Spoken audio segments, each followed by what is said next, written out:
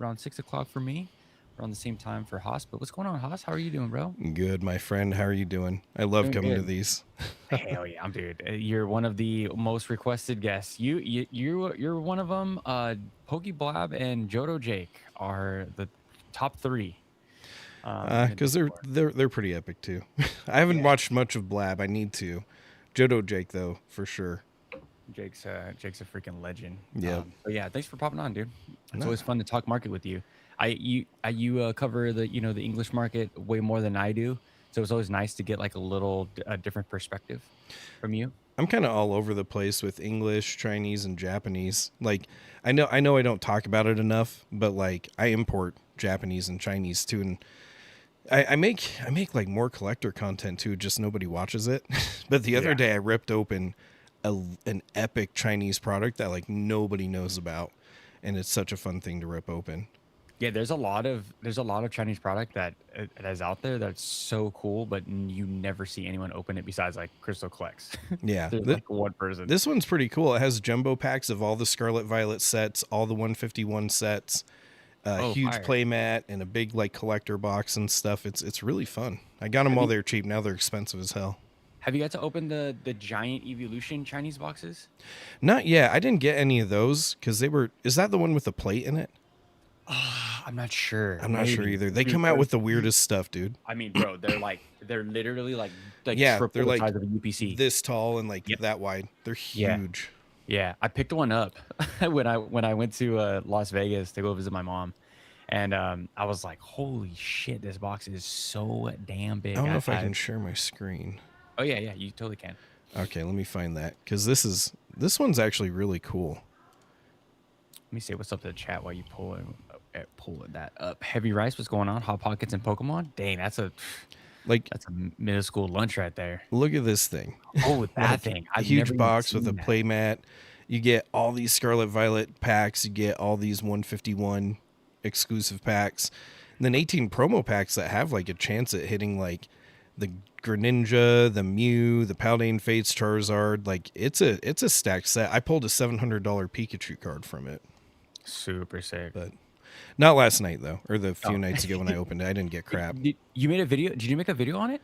I did. It just nobody watches my rip content, and I don't really rip too much for YouTube, mainly because it's just kind of my chill time in a way, and my daughter Yeah. likes to be in on it too. But I was like, I haven't done more collector content lately, so I've done some things a little bit different this last week that wasn't as market heavy. Yeah, it sucks because like I have I need to check my YouTube settings. I have notifications on for all my friends, and I don't get any of the notifications. I've never Yeah. gotten like a single one. Even for like the boss, you, Possum Bud, Joe. Like it's on. I share my screen and show you guys it's all on, but for some reason I don't get anyone's notifications. I go I to don't like either, dude. It's but my YouTube. yeah, but my music production channel, I get all the notifications. Oh, So that's interesting. it's so weird. Maybe my VPN or like my pop-up blocker. Ironically, my like work phone that doesn't even have a real YouTube account gets all my notifications, but like my personal YouTube account doesn't get anything. It has to be in the settings for me. I Yeah. gotta get that squared up after this. But what's going on, Sky Ninja? Glad that you could make it. Mojo Man, what's going on? Glad that you can make it as well. Legends of the Game. Thank you so much. What's up, guys? Hope all is well. DJ's Poke Center. What is going on? DJ, Freaking legend. Kevin Clear, what's going on? Shug, are you trying to tell me good evening? Konbanwa. Konnichiwa. Brandon, what's going on? Just pulled Lily's Clefairy, Ascending Heroes. Dang, that's That it. is a beautiful card. Congrats The on that. That's so cool. the more cartoon one, right? Cartoonish one. I do like that one. I just want it. What is it at right now? It's expensive as hell, right? It's $200. it's got to be something stupid. Yeah, I'm cool. I think this is the best Lily card of all time. The Lily's Full Force. Bam, bam. Oh yeah, that's nice. They used to do trainers. They used to put a lot more love and attention to them. I feel like Oh, like 100%. a Dude, little like, while ago, but not right now. dude, this is an English card. Look at the tech. Like you guys can see that texturing on that. So And it like looks the like Sun and it's Moon a cards. $205 card, sometimes spiking up to $230 for the Ascended Heroes one. That's nuts. Dude, the texturing. Oh, on this. dude, that is nice.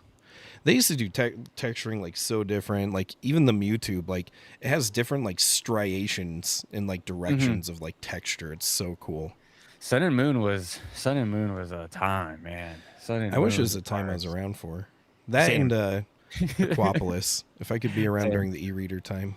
Oh yeah, Aquapolis was great. My podcast host Eric, co-host Eric, he always would talk about him opening Aquapolis, and I'm so jealous. Me too. Yeah, those eater times are great.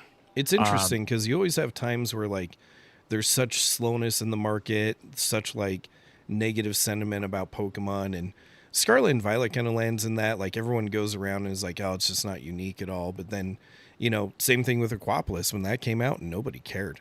Nobody like cared around that time, and nah, now it's like the one of the most expensive boxes. I think they're over like 200 grand or something, some stupid. So dude, when you look at the trajectory of Pokemon, it's such a weird growth. Like when you look at those e-reader series to like the Neo series, and then you just go into the XY, and then you break down each set. They're so different, so weird. yeah, Like how did it go from like peak Pokemon to like, I think maybe they focused too much on like that 3D style I art, think and like so.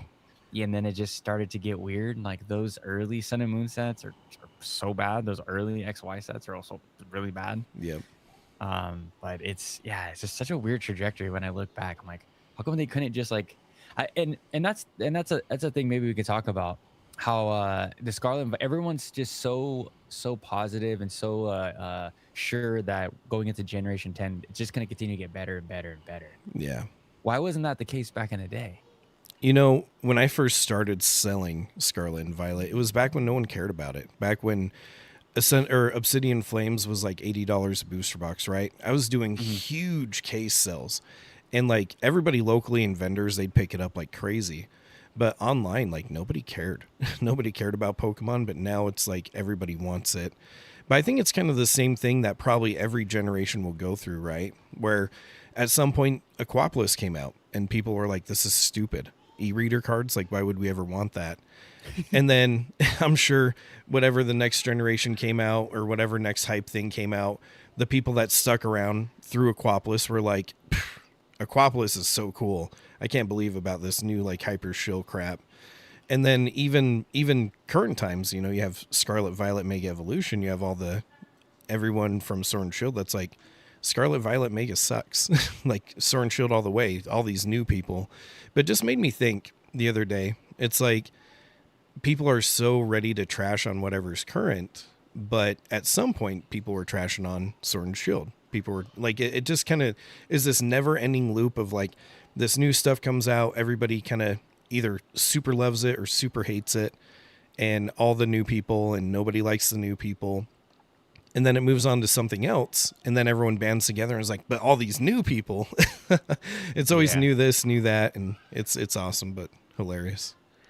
It's the circle of life, my friend. I don't know if we're gonna get that circle of life going in Gen 10 because everyone all of a sudden we started liking the new starters, which is so funny to me. So funny. I just want some good looking, like, I mean, the originals and even, you know, silver, whatever, when it had Cyndaquil and all that.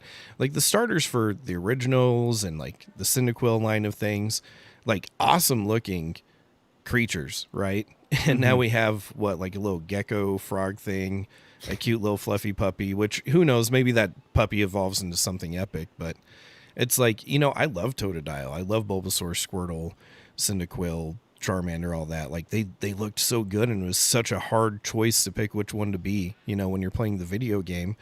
And Yeah. now I'm just kind of like, I just don't feel it. I'm sure they're going to come out with some really cool specialty sets that really shine on the OG Pokemon like they do every era, but man, I mean, I'm going to stay optimistic for the next gen, but a lot of people were just like, these new Pokemon look so great. And I'm like, I mean, they're not bad, but they're not what I'd hoped for. No, I mean you name some of the best Pokemon starters of all time. The Cyndaquil, the Totodile. To see, let me pull these freaking these Right. guys up. Oh my god. I like the memes behind all the, but dude. Like, let's be real. Yeah. Like, does this hold on? Does this freaking do it for anybody? Like, everyone just clapping saying that this is. Oh man. The the little bird looks like an angry old dude. I Oh don't know. man. I'm gonna stay optimistic. Like, who knows? Maybe the starters are just kind of meh, and maybe the other Pokemon in the next gen are just crazy epic. But you know, Yeah. I just want a dinosaur starter. That's all I want. Are you a dinosaur guy? Me too. Dude, I love dinosaurs. How cool would it be if the next gen was like, you know what, you get to pick from 3 fossils, and then you have to spend some time to revive them, and then you continue on your journey, whatever. I'm like, that'd be so cool. Yeah.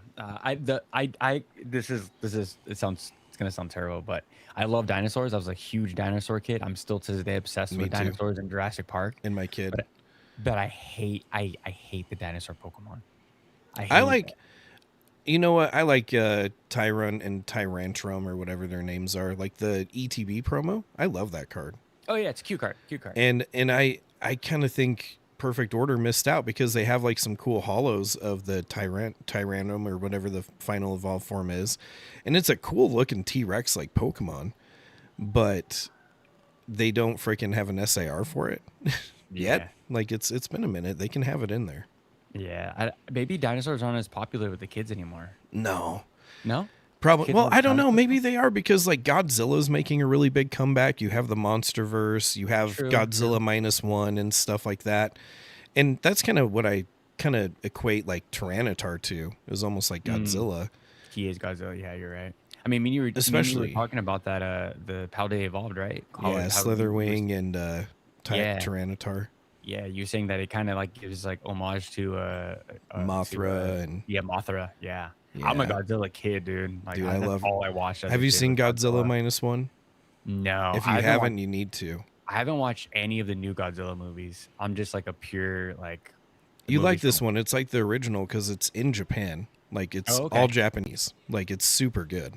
The last one I watched was like the Godzilla 2000, and then the one after that, and then I was like, nah, this ain't the same. Like this is not the No, same. I would say Godzilla -1 kind of brings it a little bit closer to the roots. And I like Shin Godzilla, I think is what it's called. It's another Never seen it. Japanese one where it's based out of Japan, but it's like this crazy xenomorph like Godzilla thing. It I like looked really cool. I like the cheesy guy in a suit Yeah, fighting. Like that was my doing shit, a dude. doing a freaking drop kick across the Doing it so mountain funny. range. Yeah, But dude, if we get Gen 10 like these right here to the right, I mean, I can get behind that. Like, look at this second stage for Brow. If That we does get look cool. That looks so cool. second stage looks cool, and then the rest is like third stage. But yeah, if that's what the evolution line looks like, I even like the final stage of These look sick. that Gecko flying looks one. super cool. yeah. I hope this is real. But The second stage of the dog, though, it's just like the same thing, but with like a little extra ponytail. yeah, that's true. Man, Like if these, I mean, I would love some type of like Straptor style Pokemon, like Yeah. for Brow. But for me, I'm hoping we get this. I just don't need any humanoid sex figures. I don't need any of that, dude. yeah, a I lot of don't- people like Blaziken and stuff like that, or like even I don't know, Gardevoir, I guess. Yeah. All that, like they're cool, but I don't like yeah. the humanoid ones. I want mine to No. be a creature. Because you know what, are people, there's sick people out there, dude, and they just Yeah. say weird things, and I'm like, dude, can we just have animals? Can we just do animals? Like, just have them all just be animals for once. Like, we got a dog, we got a gecko, and a bird. Just leave them like that. They don't need to be standing up. They don't need. I hips. don't even want to know what the internet has for the bipedal Pokemon. Yeah, dude, I don't I need don't it. even wanna know. I'm over it. DJ says I used to have gold, silver back in the day. Fun game. Yeah, dude. Dude, silver was my favorite, and I grew up on the original, like, red, blue, all that. But surprise. Do you want to say hi to Henry? Hi, Henry. Hello. Nice to see you again. Do you want to How hear are him? you? Here. Hi, Say hello. Henry. Nice to see you again. How are you? Good. Say, Good. how I are love you? your shirt. Yeah, Such a cool shirt. I just have Pikachu. Pikachu's shirt. awesome, huh? I have Pikachu too. Oh no! Oh yeah, I do. No, Mudkip, Pikachu right here. Oh, Yeah, there you Pikachu. go. Good eye. I gotta borrow these back, okay? Because I can't hear anything without them. Sick. Dude. That's a super cool shirt. I would wear that shirt. It is a pretty cool shirt. Thanks, baby, for saying hi. So nice of you. It's like hi. And dude, it's gonna be crazy to see like what her generation is gonna. It's okay. It's gonna be crazy to see like what her generation or her memories with Pokemon is, because like my niece is the Terapagos era. They're in Right. the Horizons or whatever. And I'm like, damn, I wonder what Pokemon is really gonna stick. You know? Right? I don't know. I want like a final epic generation for my age. Like I just want something really cool to come out. But I don't know. It'll be interesting because like she's been opening Perfect Order with me. We've been opening a lot of Gem Pack Volume 3 together.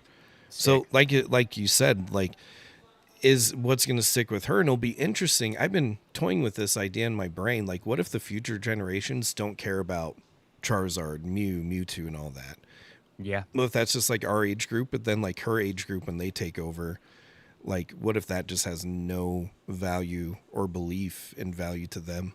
It'll be Yeah. interesting.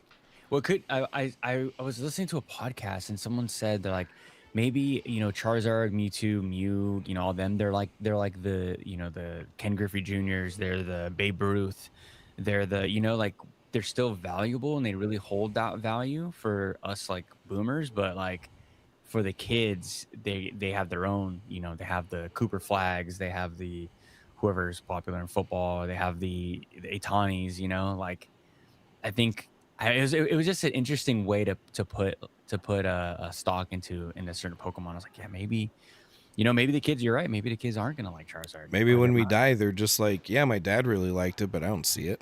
Yeah, yeah, So I don't know.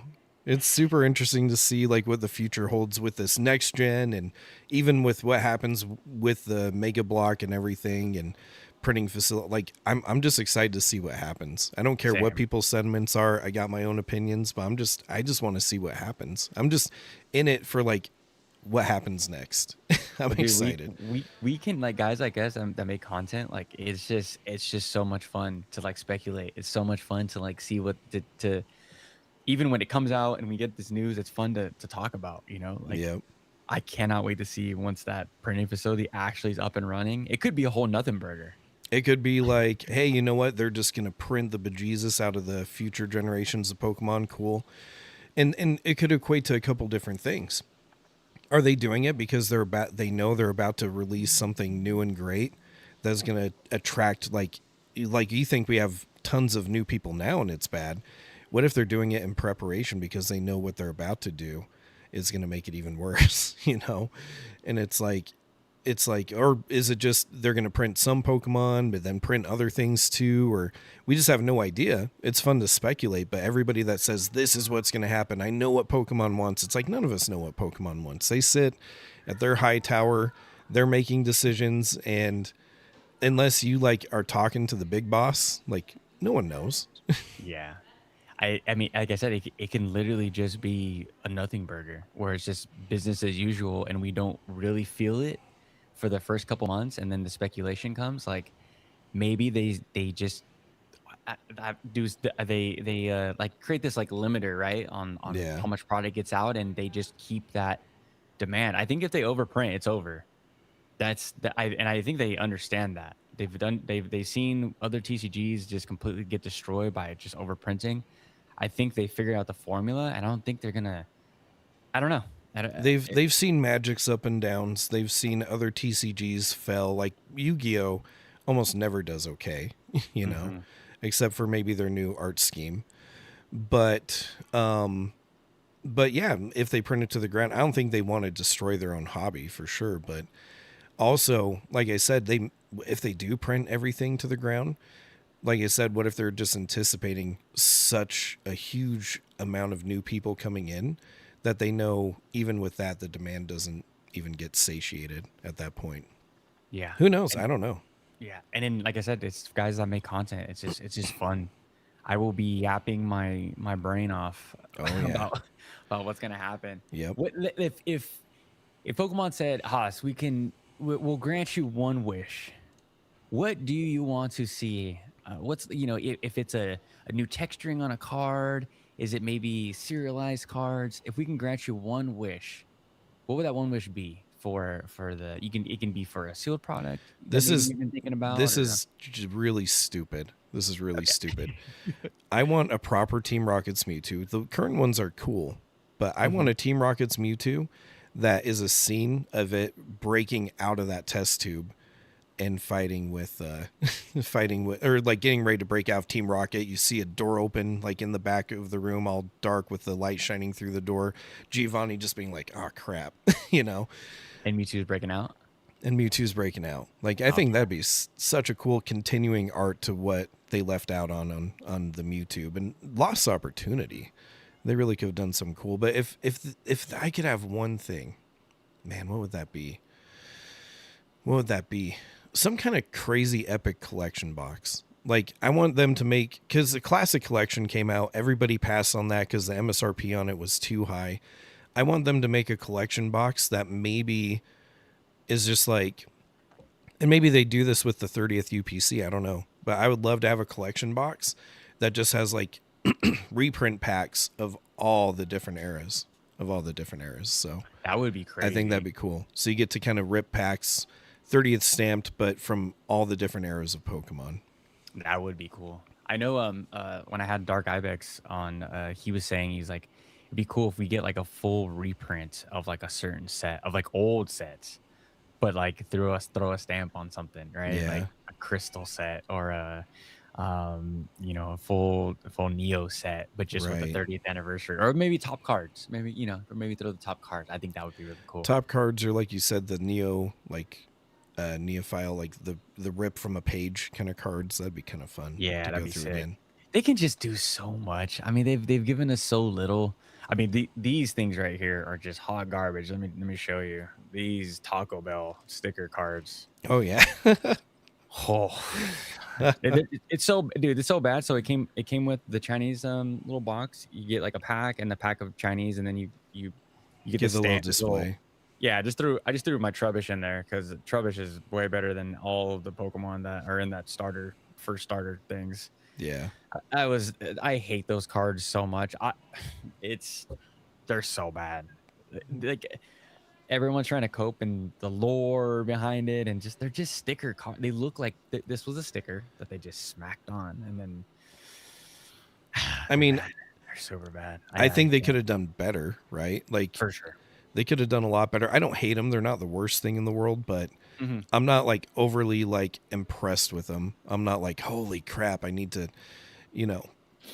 I do have a lot of sealed cases of them because I know people love them, but Yeah. I I haven't ripped any. I'll be honest. I even bought 7 from a guy today. Scout, and that's one of the top. I actually have a list of topics if you ever want to talk about them as we go through. Sure. I have Yeah. one of my topics is scalpers make our lives easier during the bull run. But I Damn. totally bought. I know, super hot take, Oh super hot god. take, but fun discussion, right? And do I believe it or not? I don't know, but well, no, I do know. I'll answer if we get to it, but totally bought 7 of these from a guy, and I got them way under market, like super under, like 45 per when they're like in the mid 60s. So I mean, I didn't have to wait in line. I didn't have to do much about it. Yeah. But I made a video like this today because I got like low key triggered by like my group of friends from back home. They're just like they're super annoying in the sense of like they just got here in Pokemon, right? And like they're seeing all the crazy numbers. Like we have like a little, like I said, a little group chat, and they're constantly sending like these like, oh my gosh, Charizard XEX sold Black Label 54K or 45K. Oh, yeah, this sold for, so they're seeing all these big numbers, and then but they're seeing all these big numbers and they're spending hella money, right? They're buying all these slabs, like they all have really good jobs. They work for like they're all like electricity companies like PG&E and Smud and all them, and they're making a bunch of money, and they're buying all these slabs or whatever. But then the number one thing that every time I look into that group chat, they're arguing over MSRP and they're arguing over like drops and they're arguing over like not paying scalpers. And I'm like, and they're all like less than 4 months in the hobby, 5 months in the hobby, back into the hobby since like childhood. Yeah. And I just got tired of it. And I was like, dude, like you guys are blowing up my shit. Like just buy market. Just buy market. And then like one of the dudes that's like been in there forever, he's just like, is that what you tell your audience? Is that what you tell everybody? Like you tell your audience to just like make more money or like, I'm like, bro, that's totally not what I'm saying. It's like, you guys are over here like comparing websites and like waiting for drops and stuff and like going to the stores and waiting for drops. I'm like, just buy market. Like he's like, I can never support a scalper. I can never. That's not what it's about. It's about your time. Like you guys all have kids. Like don't you want to spend that time with your kids instead of like on your phone? Like arguing over $30. I did watch your video today, and I loved it because I kind of made a similar video in a way about. And it's one of the topics I brought where it's like, are people really priced out from ripping Pokemon packs? And then parents teach their kids to gamble and are way too gluttonous about like how many packs they buy their kids and crap like that and how much they spend. But you said it best in the video, and I've been saying this in some of my previous videos where I'm like, time is our most valuable asset. You know, it's something you don't get back. It's very finite. And if, you know, am I going to go to a store, spend $20 to get one of these first partner packs so I can, and like camp the stores? Like I have to camp the stores. I have to go to multiple stores. I have to do all this and that when I make way more an hour working my career. And I'm super tied up with my time. I have my career where sometimes I'm working 8 hours. Other days I'm working 20 hours. You know, I'm not around sometimes. And then I have to go out of state. I have to, then as soon as I get off work, I get my daughter from daycare. I take her to dance classes. I like have so many more important things to do than just sit at a store. And I was watching a YouTuber. I can't remember who it was. Probably broke, but they were saying, if you can't take a few hours off from your work day to like go get some store pickups, you know, no one, even rich people, like their time's not that valuable. I'm like, yeah, tell that to my wife and kid. They're not going to, it's not going to fly whatsoever. And tell that to my job. I work on a team that 100% depends on me. Like our lives are in each other's hands. And like, we don't have that time. I can't just be like, say, guys, I'm sorry. Good luck with what you're going to do today. I hope the best. I hope you make it through, but I'm going to go get some Pokemon cards. Like I can't do that. I really can't. My boss would kill me. These are the same individuals, Haas, that say that they don't have time to make a thumbnail and they have to throw I know you like the AI. Dude, I'm guilty as charged. It doesn't bug me when you say it. Like I actually agree. I 100% agree. I legitimately do not have any Photoshop skills. It's something I'm going to work on. I do plan on getting away from the AI stuff.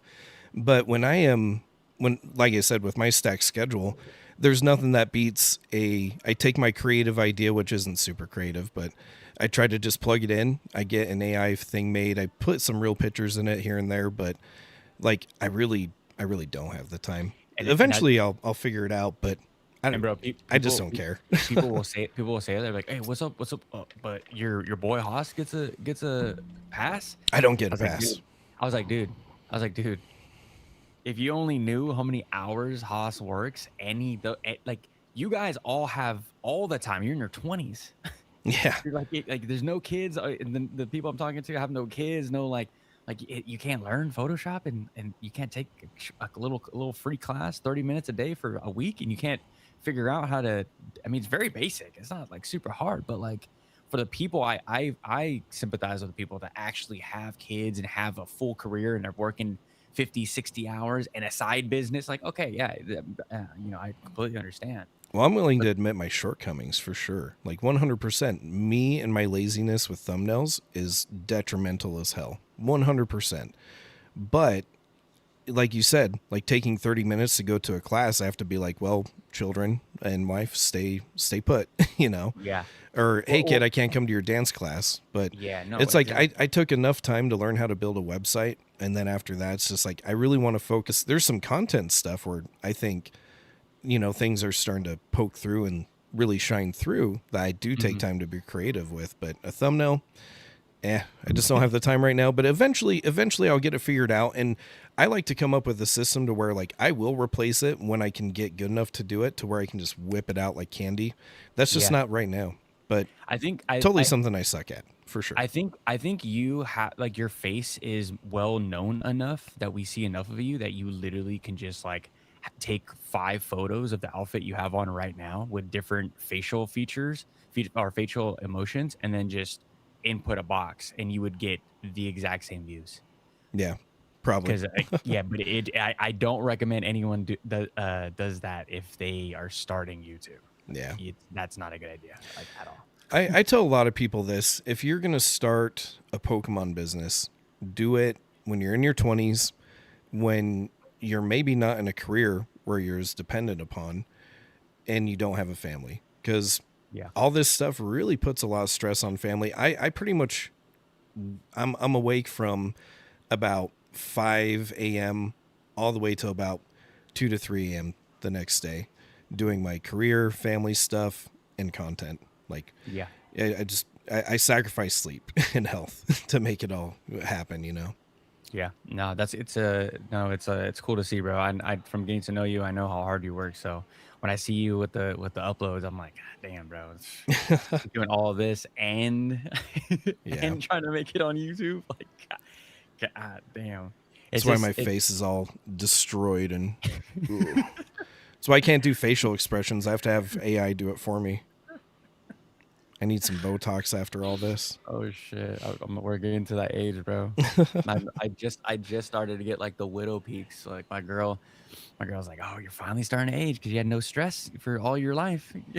You know, and one of the top when people like to try to zing me in comments, they're always like, "This boomer, that boomer," and all this is like, you know, I'm not as old as you think I am. I just have really bad genetics, and I have like these chubby cheeks. It makes me look like I'm squinting all the time. Like I just am not a physically appealing dude. And so it just is what it is, you know? Oh my God. Shug says really quick, easy to say by market when you collect Korean. He's not wrong. Oh man. Speaking of, well, it's not Korean, but I didn't show you this last time, but it finally came in. Oh yes, I love that one. Yeah, the one I got is the one with Mew in the background. What was that? The one I have is the one with Mew in the background. That's the one I pulled. Oh, which one? The one with Mew. Yeah, it has like Pikachu. Almost looks like it's like jumping through the air. You can barely see Mew in the background. There's like a Pidgey and stuff. It's pretty cool. Yeah, that's a big one too, though. That's like it's like $500-$600. It's not as big as the Gengar one. Yeah, I paid $650 around there, something like that, for that one. And then the Gengar Chew, I paid 1.2. Yeah. If it's okay, I have someone that tipped a little comment, so I'm gonna plug them in real quick. Sophia, and this is a funny question. I love this. Yeah. Serious question, guys. What's the girl version of a Timmy? That'd be me, by the way. Oh man, what would you name a girl Timmy? What would be like the Timmy version? I thought it was Samantha, or that's what Strawberry Pokemon says, Samantha. I was gonna say Samantha or Margaret. I don't know. Margaret's like a name from like the 40s, I think. I know, I love it. But they were very frugal in the 40s, so it makes sense. It makes sense. That's true. I'm just trying to think of all my grandma's homies. She definitely has a Margaret. There's definitely a Carmen. It's definitely not a Karen, though. I wouldn't say Karen. No. We know what a Karen is. And they come in all different flavors. I don't think a Karen is just white. I think they're all different flavors. Yeah, Blackwire says definitely Margaret or Tabitha. Tabitha, that's a good name. I love it. That's a Pokemon trainer, right? She's Ghost. Yeah, there's Tabitha. Yeah. Someone said that's a Susie. That's my sister. That's funny. According to Alpha Invest. Oh yeah. It is. No, it is. He's right. It is. What does he Susie. have? Oh, Little Susie. That's right. He says Little Timmy's and Little Susie. Yeah. That's right. Okay. So yeah, I want actually, dude. Let's hop into that question you have. But we'll talk. Someone says right here, I will always pay 20% over MSRP on launch days to the scalper who fought 30 lawn chairs overnight. He counts time, and I make time count. What do you think I about that? agree because like, you know, in a normal market, I don't love it, right? Because in a normal market, like when Scarlet and Violet was not popular, you could walk into a store, buy whatever you want. It would be on your own time, your grocery shopping, whatever. I get it. That's MSRP time. That's, in fact, stores will put it on sale, you know? But right now, like I am going to pay a little bit over MSRP to get stuff to put up on my website. Because for one, distro only gives me so much. And then two, it's just so convenient. They come to my house and I'm just like, deliver this to me and I will give you currency. And it's under market. I can put it up on my website. I can go vend it, whatever. Or I can open some for fun. And it makes my life fathomably easier with my stack schedule. So I really don't care about scalpers for the most part because these scalpers are getting their 1 to 2 quantities per store. They're spending their entire day doing that. I don't think they're the ones. For one, I feel sorry for them. But then two, they're not the ones impacting the market right now. They're not like it is an impact, but they're not the ones driving these crazy prices. No. And after kind of watching TCG Player for a while, I know I'm guilty of the screen clicking. Guilty as charged. Right hand up. Swear to it. But I also the other content where I don't screen click, like where I'm in my basement doing my restock updates, like nobody cares about those. Because YouTube, the algorithm is like, we want the screen clicking, you know. Any money. Money. But yeah, like it just saves me time. I don't get very much from distro lately. So I'll take in when distro does a restock, usually I can get it from the scalpers cheaper than the distro price for the restocks. Yeah. Like prismatic SPCs, they were $200 per pop, you know, and I know eventually Sam's Club's going to have a drop. Costco's going to have a drop. Like, of course I'm going to buy them from other people that only want like $40-$50 above what they paid. It's ridiculous, dude. When you like, but I mean, we got into a little heated, the chat a little heated back and forth. I think it was like 2 podcasts ago when I was like, so you know what, man? Like, I know the job market is just dry as hell. I have a lot of friends that are looking for jobs, like younger kids. They're trying to look for jobs, and it's super dry out there. So a lot of people, they scalp, they do other things. I mean, anything besides selling drugs, I mean, I'm down for, right? Like anything legal. Yeah, I mean, I'm fine. But, I don't know. I'd love to launder money, but yeah, just kidding. Don't. I'm gonna get fired. Someone's gonna Team Rocket Joey's gonna clip that. Yeah, clip it. Send it to my work. Yeah, so I'm very sympathetic with like the economy right now. I guess I'm a freaking politics nerd. I love watching like job reports and the CPI, the freaking inflation stuff and all that stuff. I love just like, I don't know, it doesn't make me worry, but I love just knowing like the potential of like how bad this can get or how good it can get, you know. It's like it keeps me optimistic, and then it keeps me like it keeps a hard floor for me in my brain. I'm like, it makes me worry because every time I only get a cola per year, because my money, my raises are all dependent upon the governor of my state and what gets funded for the year. And so when I get like a cost of living adjustment of like 2.5 to 3%, I'm like, oh man, that's cool. Except inflation for the year was like a 5% increase. So I actually took a pay cut, if anything. So you guys got to remember, like with your job, when you're negotiating salary, if you're not advocating for yourself, because in the private sector you can, in my job I can't. But if you're not advocating for yourself, if you're only getting a 2 to 3% bump on a COLA, you're taking a pay cut every year. Every year. Yeah, bro. We had a shitty union contract where we were making like 32-cent raises for 3 years. Yep. Bro, it was nasty work. And then we finally got, I mean, dude, my job doesn't pay. And I'll tell you one thing, Amazon is really taking over, and they are completely affecting every other post office, parcel, DHL, UPS, FedEx. I mean, it's just like, I think UPS is going to be going down the same road as what FedEx is like they specialize in like documents. Yeah. So I think UPS is going to be like going towards more of the big. This is what I'm hearing, the big businesses, and they're going to try to get contracts with them and just be the big business for like 4 or 5 big businesses in the US. I don't know how well that's going to go, but it's rough, bro. I mostly do my website shipping through USPS, and the prices have jumped up a ton. It used to be like $10 or under to ship whatever I'm going to ship, but now it's like 12 to 15. It's crazy. Do you want to know a big reason why that is? All the world stuff and gas and It's that, and we do their overflow. oh, So okay. so we just signed a contract back with them maybe a year ago, or maybe even less. So now we take a lot of the USPS stuff. So that's where that pay bump started to come. UPS pisses me off sometimes. They're the ones that my distro ships through. And Mm, there's been several times where I'm supposed to get a product on a certain day, and they've been delivering to the same place for years, but like once every 6 months, they'll be like, oh, we couldn't find the address. And I'll be like, that's such BS. Like, you guys have been delivering to this for so long. I always tell people that they can't. So if you're shipping through, and I always recommend you guys ship through UPS, your packages are never stolen. Yeah, they're never stolen. They're never tampered with, which I love. Yeah. No, like we take like damage control like so serious, and there's cameras on us like literally 24/7. Nice. And the drivers have 3 cameras in there. There's literally a lady just like sitting back in a chair, like freaking like a superhero villain, with all these with like hundreds of screens watching every single driver. That'd be a do rough their job. It would be a rough job.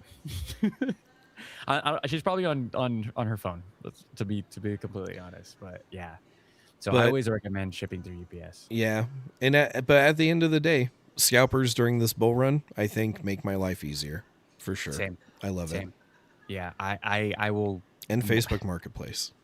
Yeah, I mean that's kind of where what I would my interactions with quote unquote scalpers is through Facebook Marketplace. Yep. Like if I miss out on a drop, I know that day there's gonna be some guy that wants to make $20 over. Yep. And I will gladly pay that. And that's how today was. I got 7 first partner packs for like $45.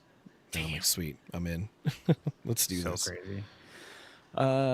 Someone says Pokemon feels like we have a lot of Moon Boys with all of these small catalysts. They're blowing up to be something massive. Feels like crypto 2021. I say that every video.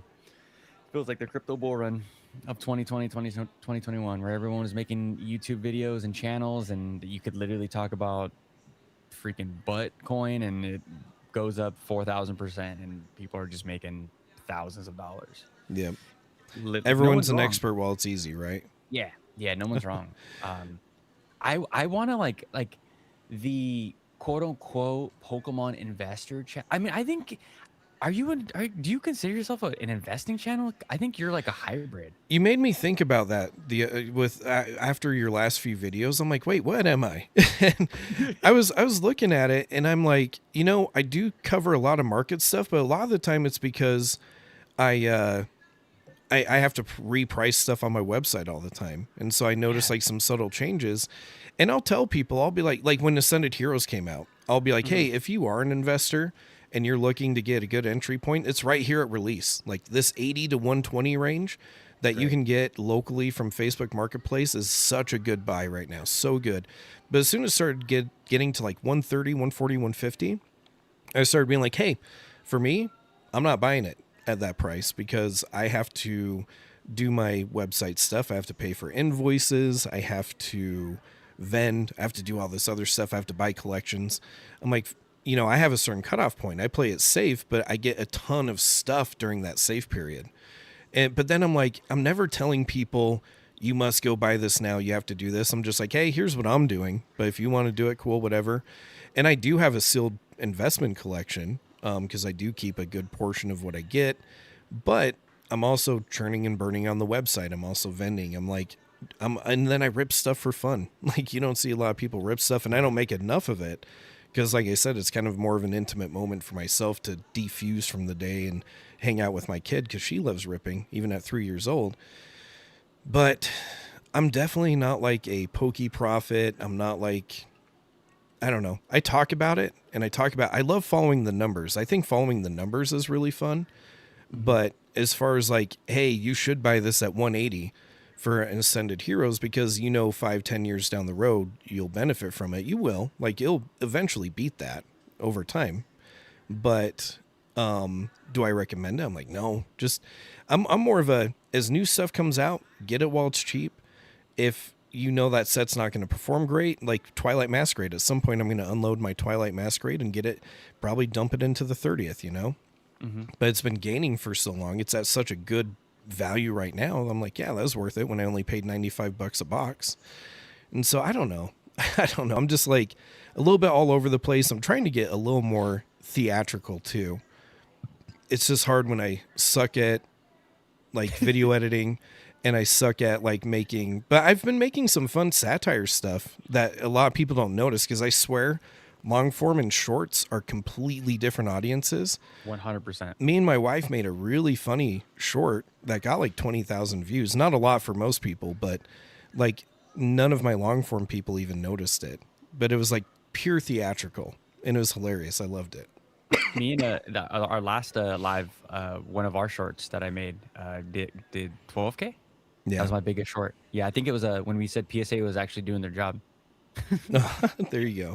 Yeah, Mine that's what was it is. stupid. My wife had a huge stack of Amazon boxes. I watched that one. Yeah, I commented on that one. Yeah. And so I'm starting to whip out more content like that. I'm going to make a short video. And is it going to be good quality? Probably not, but I'm going to have fun doing it.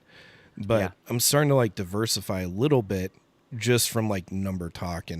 But I like talking about the numbers. I like showing the restocks, kind of telling people, hey, here's what's coming up through distro. And I don't make distro predictions. I wait till I have an actual invoice. I'm not going to sit here and be like Anon and be like, yeah, don't worry, Q1 and Q2, Destin Rivals booster boxes. It's like, lately reprints have been not, they've been happening, but not in the way people want, like in booster box form. Mhm. But Yeah. I just wait until I have facts. I just talk about the facts of what's happening. I would consider you like a news channel because you have to like do so much. Like like I said, I watched that video where you packing stuff in the basement. Like it's so diverse. Like you're not. I don't. Someone's like, yeah, your boy's an investing channel too, and I was like, I don't see Haas as an investing channel. And I've never heard you say like you need to buy and hold this for it or for an investment. I've never heard you say that. I think the closest thing to it is like if you believe you're a true investor, because you say this and I say this all the time, if you believe you're a true investor, you need to actually do it and follow through, which means you're going to hold it for a prolonged period of time, you know, until it hits a certain value of whatever your value threshold is, right? There's not a magic number, but I always talk to people and say, you know, if that's what you're going to be, here's some advice for it. But I never really am like, oh, you know, just only investments. I think people just only see my investment stuff because that's what the algorithm catches. Yeah. So I don't know. I did it, like I said, I'll do these little experiments where I'll like do a talking head video and then I was like, I'll see how well it does. I give it 12 hours. Mhm. And then I was like, okay, this one's not really doing that great. All right, watch this. Let me throw a little Ascended Heroes or a little Black Bolt White Flare with some money signs with $1 a bag of, Doom and gloom and then what do you know? 1 of 10 comes up on a YouTube on the YouTube Studio app, and I'm like, that's all they want, dude. They literally all. So it's like trying to play this happy medium, and I know how the algorithm works as far as like transcribing like everything we're talking about. yeah. So I know it pushes anytime you're talking about a dollar amount or investing, or Yep. it doesn't like hearing. Just collect Pokemon cards. We're just all collecting entertaining Pokemon cards. Like they don't care about that. Because It's I have what they entertaining want. stuff, like my fun stuff to do. I feel like me talking about the market is just to keep the views flowing and my channel growing while I make stuff like the Pokehub podcast, while I make stuff like my shorts and my short films and stuff like that. Yeah.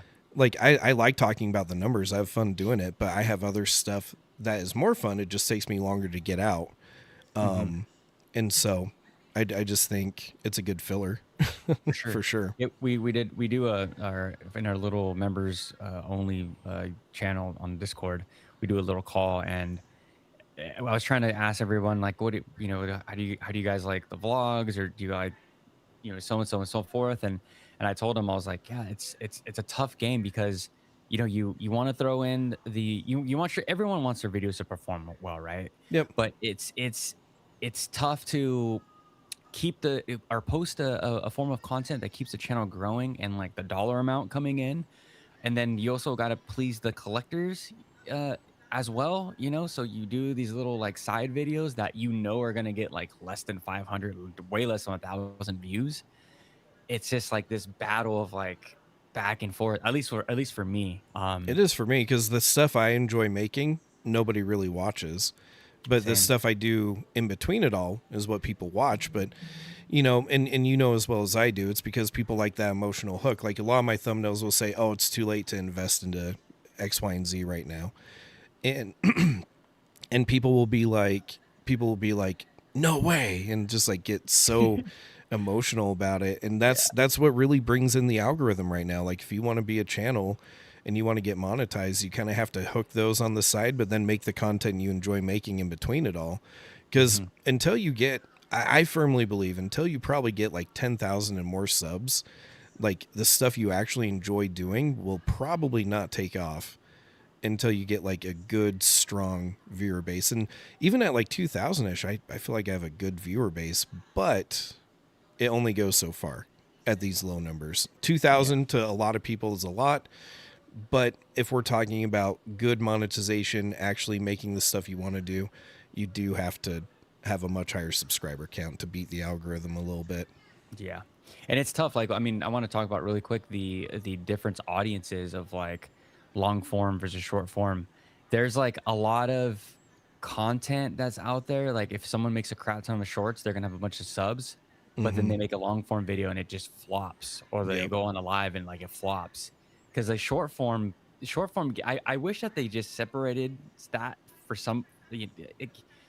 I don't like how short form creators are still getting these crazy subs. Like I see guys that do like vending POV videos and they're like, I'm at 100K subs, 125 subs. Then you watch your content and you're like, you're just clipping like your 3 hour long vending POV. Like it's not, it's like, I don't know. I don't really consider that like content creation. I live stream my card vending, or like when I card vend, just so I can hang out with people and talk to them during the slow parts of it. But I feel bad for them because like when you watch, people really manipulate what a card show actually acts like. Because when you have someone that's clipping all these shorts of all these wins and all these cool things happening, you think it's just like back to back, boom, boom, boom, boom, boom, win, win, win, right?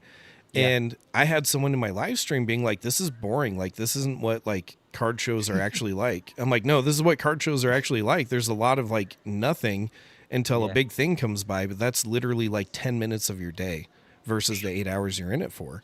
Yeah. And so I agree. I definitely agree. And Pokegator, you didn't invite me to the card show today. You make me sad. You should have invited me today. Shout out Pokegator. Just kidding. We're going to one next week, maybe in Layton. I hope. Are you guys I'm going to talk to him about it. We're like 4 counties away. To me, that's close because I work the entire state, and I'm down in his county all the time. But probably drive-wise, I'm probably like an hour 30 away. Oh, sick, dude! You guys can totally halfway it. I know. I need to finagle him into some stuff for sure. I told Gator to because I didn't know he golfs, so he's like, yeah, I think he has family in like Carmel next to like, so I'm from Salinas, which is like 45 minutes from Monterey. Yeah. But I was like, dude, we can meet up and freaking golf all freaking day. So we got to do that. But dude, speaking of like content, that just doesn't do well. Me and Joey were going golfing. God damn, my dog.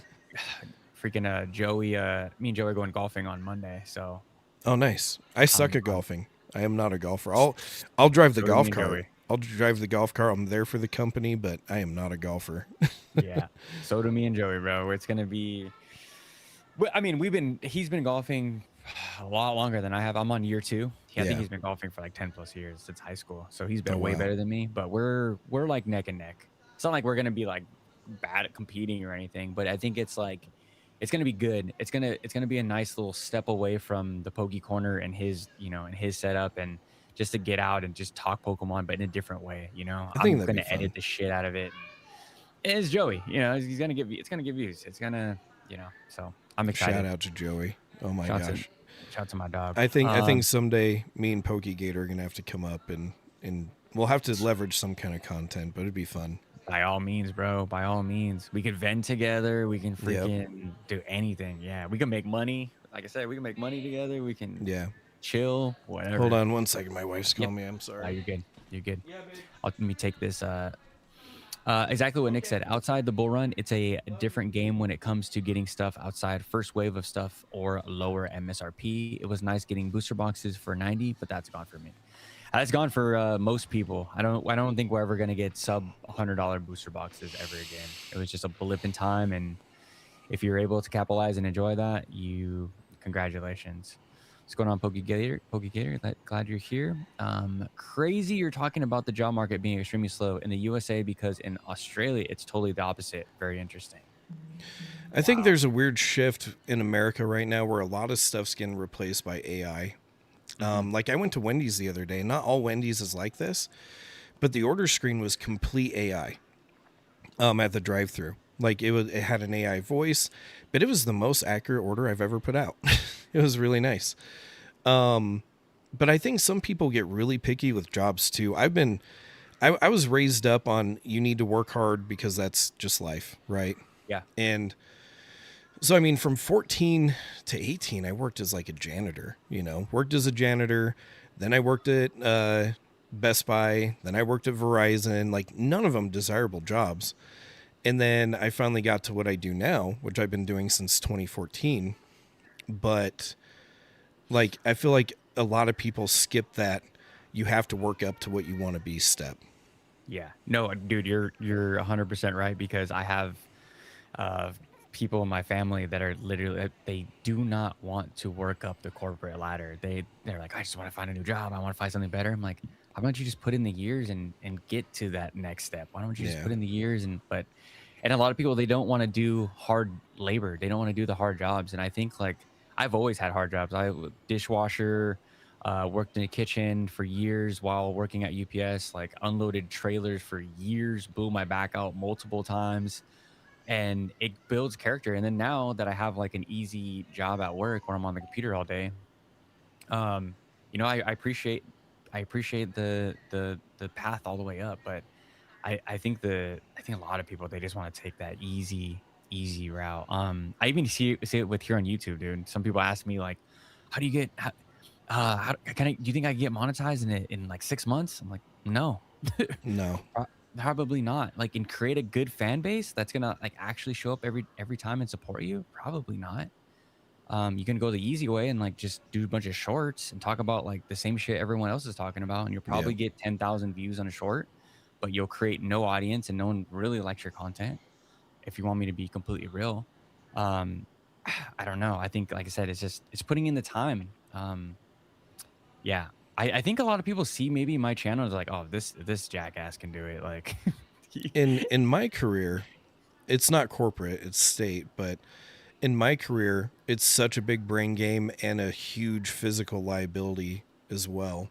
And so I just come home like burnt and dead. And yeah, but I've worked so hard at this point that I'm like literally the elite of my profession. Like there is no better or more coveted position than one I'm in. And it's a team of 12 people for the entire state. Like it is so hard to get into. And so like, but it took me probably 7 years to reach that point. So you really got to grind because you have to prove yourself. Like the whole hiring process, I'll have to tell you about it off screen, but the whole hiring process was like the most crazy thing I've ever done in my life to get on the team I'm on now. And, but if I didn't do what I did leading up to that point, they would have just been like, dude, you're a freaking turkey. Like you don't belong here. We're not even going to consider you. Yeah. You know? Does your job like make you, I mean, I know we talked about it, but you enjoy your career, correct? Oh, so much. Even though like, I mean, I make good money, but like, does it stress out my family? Is it probably the smartest thing I should be doing in the world? Absolutely not. Mm-hmm. But I love it. Like I could not see myself doing anything else other than running a Pokemon business. But I feel like I'm going to be juggling all this until I'm basically retired. And then when I have like a lot of stuff paid off and I'm just hanging out, I'll probably be doing the Pokemon stuff full time for sure. Yeah. See, for me, it's the opposite. Like It's not I hate my job. It's just that it's very overstimulating because it's super loud in there. I have to wake up at freaking 3 o'clock in the morning, and I go to the gym at 2 a.m. So it's just like my whole day is just like weird. And then, but when I'm done with work, I cannot wait to run home and just like talk to the camera and get like my ideas out from all the content that I've been making. So it's a little different. It's my diffusion time because I need that too. Like coming home, making content, and not thinking about work. Like that's my time to distress. It's my time to like actually chill, download my brain from whatever crazy thing happened for the day, and just move on with life. Because I do need that. Like my wife will make me go on vacations, and I suck at going on vacations. Like I suck at getting torn away from work. But when I get torn away from work, I'm like, oh man, like this is so nice. So you definitely need that time for sure. When I'm on vacation, I'm like always bringing my laptop. I'm trading the market still every day. I was making YouTube videos every night while I was in Florida. I bought a laptop just for it. Yeah, same, bro. And like I'm just constantly making beats on my laptop. I don't know. It just keeps the blood flowing for me. Yeah, I agree. Sui says, "What's going on, Sui? Glad you're here." He says, "Bro, about to have the jump man glove on." Nah, I think Joey has a white glove. I think we both have white gloves. We're both white glove guys. I already commented on your newest video. Working OT over waiting for MSRP is not worth it. Yeah, just cooked. And it's just like, here, I wish people can, like, I know it's probably boring for them to do, but like actually write down how much you make an hour, how much is your overtime, and then like take that away from Pokemon, right? And see it that way. I think if you put it down on paper, not on your phone, if you put it down on paper, write all the numbers down, and you'll start to see like maybe I should just be buying like from the secondary market, or maybe I should just pre-order this booster box, or maybe I should just like, it's just not worth it. You save so much time. I don't understand why that has to be such a hot topic. Well, and here's the way I see it. You're buying whatever winning sets are out, right? Even if they crash down, because everything at some point has some point in time where it crashes down. People fire sell, they panic sell, all that stuff.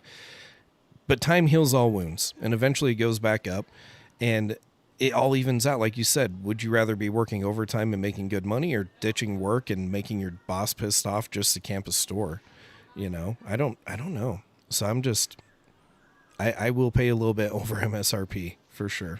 Yeah, it's not like we're paying 100% over market. Like that's not what we're talking about here. We're talking about like release week, release day, paying a little bit over market. Like and things have changed a little bit. Like release week is kind of the way to go. In fact, if you look at things right now, you can tell, and that's actually one of the topics I can talk about too. But oh yeah, I was going to say, you can really tell when stores need to pay off an invoice on TCG Player. Like that's happening kind of right now.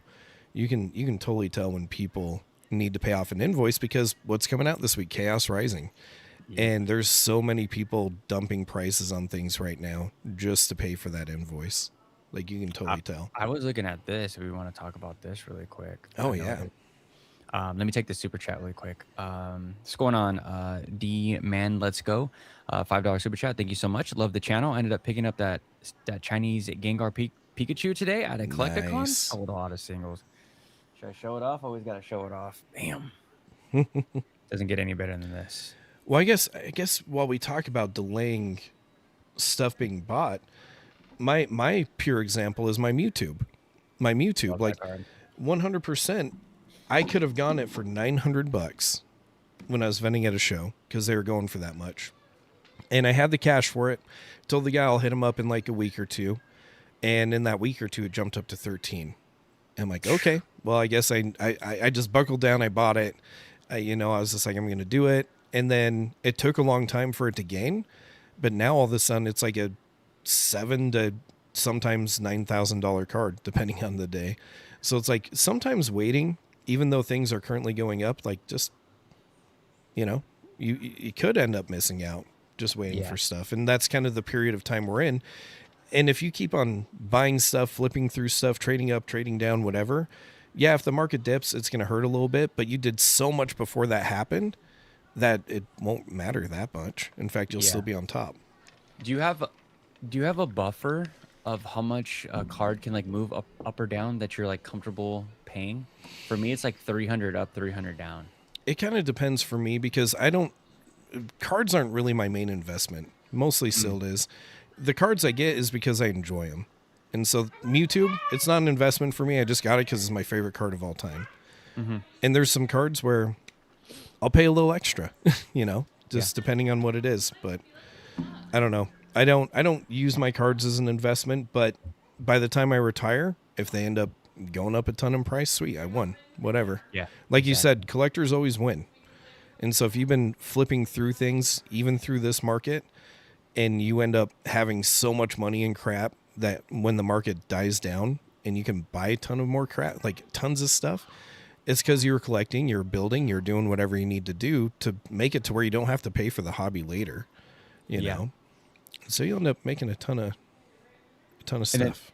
And then this and I always say like there's gonna be newer, shinier boxes and newer, shinier cardboard that's gonna grab your eye. Like people are gonna get, if they stay long enough in this hobby, of course, they're gonna get to a point with their collection that they're looking around like, I got so much shit. Yeah. It's I think the soon, this is what I'm trying to tell Eric, my podcast host, like just get used to selling it just a little bit. If it's one card, if it's one box a month, just get that feeling of selling, because at one point you're just going to have too much crap and you're going to be looking around like, I really don't like this card anymore. I really like this new card better. Yep. So You have to learn how to negotiate, and Pokemon always comes out with better stuff. Always. Okay, let's tackle these boxes. Okay. What do you think about these? These are the Pokemon Center. Do you think, what is the floor for these week 1? If it's similar to Perfect Order, which I think it will be a little bit better than Perfect Order. I was picking up Perfect Order ETBs for $100 to $110 on release week. And Destin Rivals, even when that first came out, I was picking them up for 100 to 120-ish per ETB. And I have a lot of Destin Rivals Pokemon Center ones. But then they shot up. Like a month or two later, they shot up. Not Perfect Order. I don't know where Perfect Order's at. I just got that because I love the promo. That's just my own collecting. Like I need it. I collect stuff that nobody cares about. If we want to talk about some cards that like, remind me about the stupid cards I like. We'll talk about it after this. But I'll write it down right now. I bet this thing could get down to like 130, 150. I think even lower. But my safe projection's 130, 150. What that's I don't think it's gonna go down to 200. I think it might blip down there for a day or so, but I think it's going to be a $200 PC ETB. So here, online, because online's not the place to get these deals. Here, it won't, like, it'll probably stay a little bit higher. But I'm just talking about Facebook Marketplace. There's so many people that on release week, that's why you can get stuff for so cheap. On release week, there's so many people that in their brain, they're like, I got this for $60. I can hurry and flip it for 120, double my money. I'm so happy with that. And there's a lot of people that don't watch YouTube, that don't look at these charts, that think they are absolutely winning. And that's what I pick up on. I pick up their stuff because they're like, I'm happy with that win. And so that's why I think locally you can definitely get it for that cheap. I have 3 booster boxes coming. I'm going to try to flip my 2 PC ETBs and my regular ETBs into booster boxes. Because it really seems like right now, the Timmies and the Susies, little Susie, they really think that PC ETBs are going to outperform booster boxes. It's so hard because they only have so many packs. Yeah, and there's going to be it's the new thing everyone's saying. It's actually rare. It's actually short printed. There's like, they don't print anymore. Yeah, but it doesn't matter. It's the packs that matter. And once an ETB gets to a certain level or a certain amount, it prices out a lot of people. Whereas for booster boxes, it's unlimited. Yeah. We see what all these other booster boxes do. I feel like there's a caveat on specialty sets that have a really good promo. It has to have a good promo. Yeah. I feel like for specialty sets, definitely they may outperform normal set booster boxes. Like the 151 with that Snorlax, it's such a win. Paldean Fates with the Mimikyu, great card, great thing, great promo. And even on a normal set like Obsidian Flames, where you have that Charmander, the Pokemon Center Charmander, such a great win on that ETB. But then there's so many ETBs that just like Twilight Masquerade and the Ogre Pond, great card, but is it enough to like beat the long-term value of booster boxes? I don't think so. I could be so wrong, but I don't think so. Yeah. Well, with I mean, let me say that obviously for the ones that don't have booster boxes, like the Scenic Heroes and the 151 for sure. But for everything else, all the normal sets, like I do not see PCTBs. Like, especially since most of them don't have a good promo. yeah, that's tough. Where was the Pokemon Center? Where was the why did the Tyranitar, was that a Pokemon Center? Tyranitar Team Rocket is what's in The Team Rocket one is Wobbuffet. It's Guavafet. Okay. Yeah. Guavafet. Yeah. Okay. Yeah. I love when people new YouTubers, new investing channels, like, you have to just buy PCTBs. Like, look at the percent they bust down the data. I'm like, brother, we have booster boxes since the beginning. I'm telling you right now, like the seal, there is no ceiling. I think Destin Rivals ETB will do good just because it's Destin Rivals. But you're right. Like on a normal set, a normal thing, it's gonna have a ceiling, and it's not gonna be like a good booster box. Nah, there's no way, dude. You know what's crazy? So this thing sold for $514. Mm-hmm. I bought from Hobbiesville for $3. I think it was like $3 and some change with tax. I got all of this, and I got one less booster bundle, and I got the check lane blisters and the 3-pack blisters for $300. Well, that's not bad. What's the math on that? Deal. I have no clue. I don't either, but it sounds like a low enough number to where I'm like, that makes sense. Yeah, I was like, oh, booster box, and then like I could freaking sell all the other shit and just get another booster box. I love it, dude. I love Greninja. I am betting on the 20-year-olds to. I mean, this is the Greninja is the Gen Z? Is that Gen Z? I think so. Gen Z's Charizard.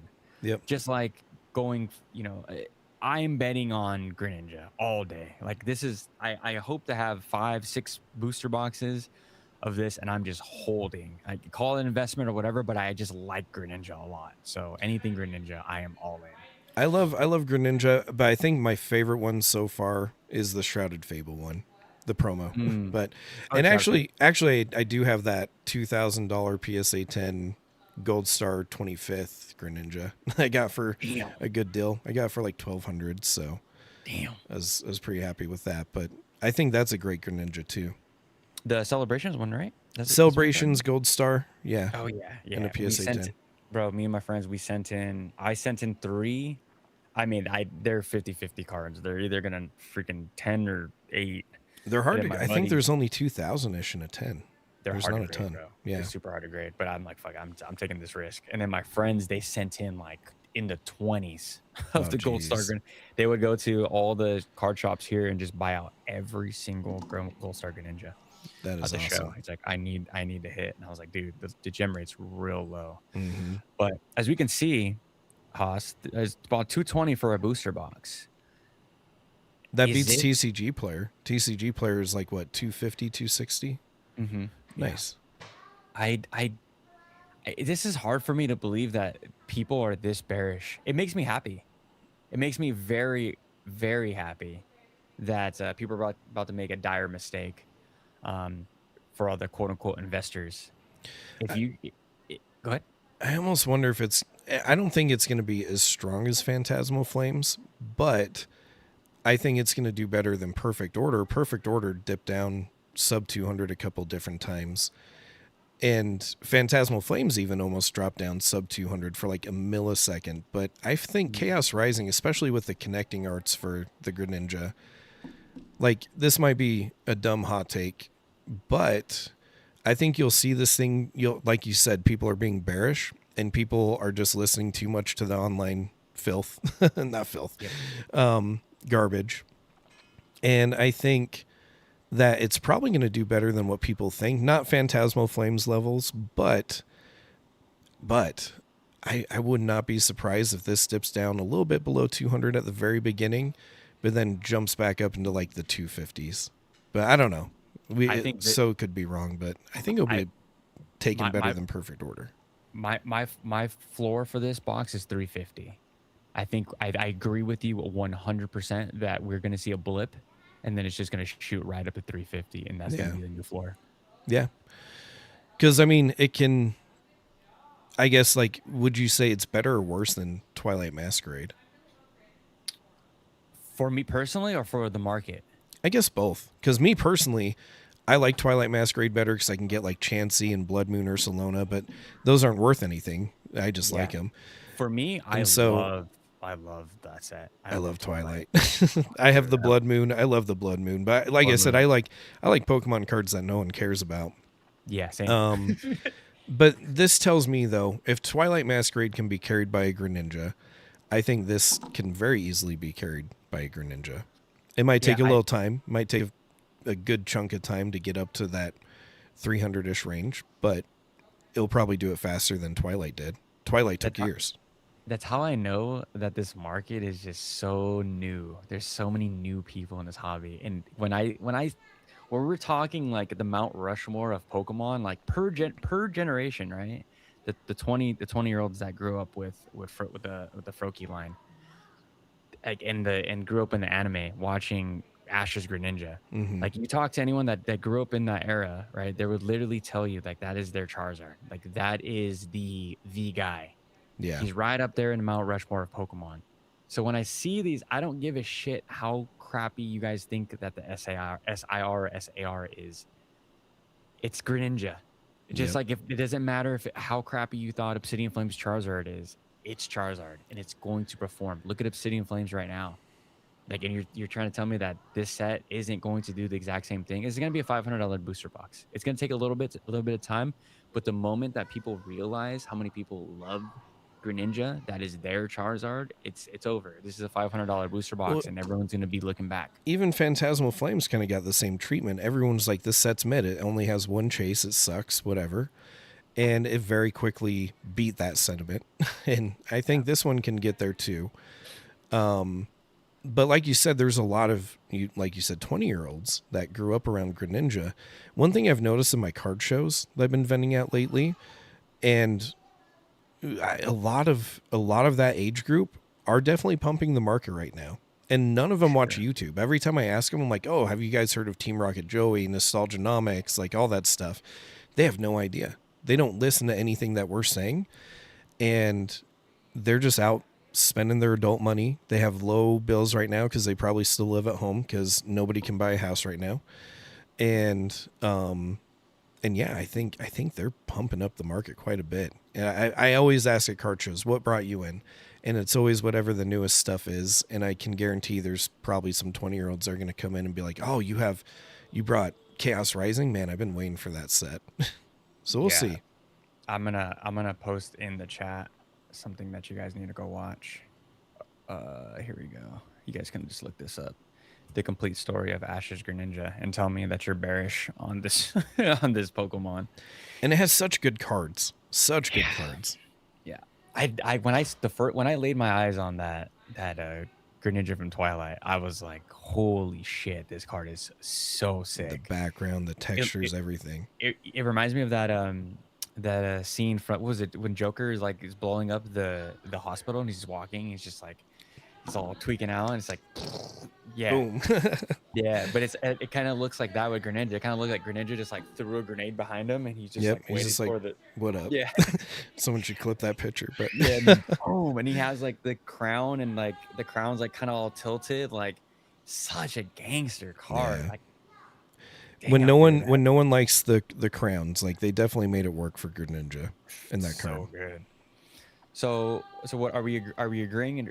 So what was our price prediction? So my price prediction, I'm a little more safe than yours. I think it'll bounce up to 250 in a couple of months. Is 250 is my thing. I think you said 350, right? 350, yeah. Yeah. I think couple months safe projection 250. And then when we talk about the cards in it, right? The ARs are strong. I think the SARs are really cool. I love the Minccino. I love the Mega Floette. for me as a Gen 5 guy, I'm like, dude, this is awesome. Like this is people have just, this is what it is, Haas. People have gotten just so used to just like this. I mean, we kind of talked about with Phantasmal Flames with it just being one hit.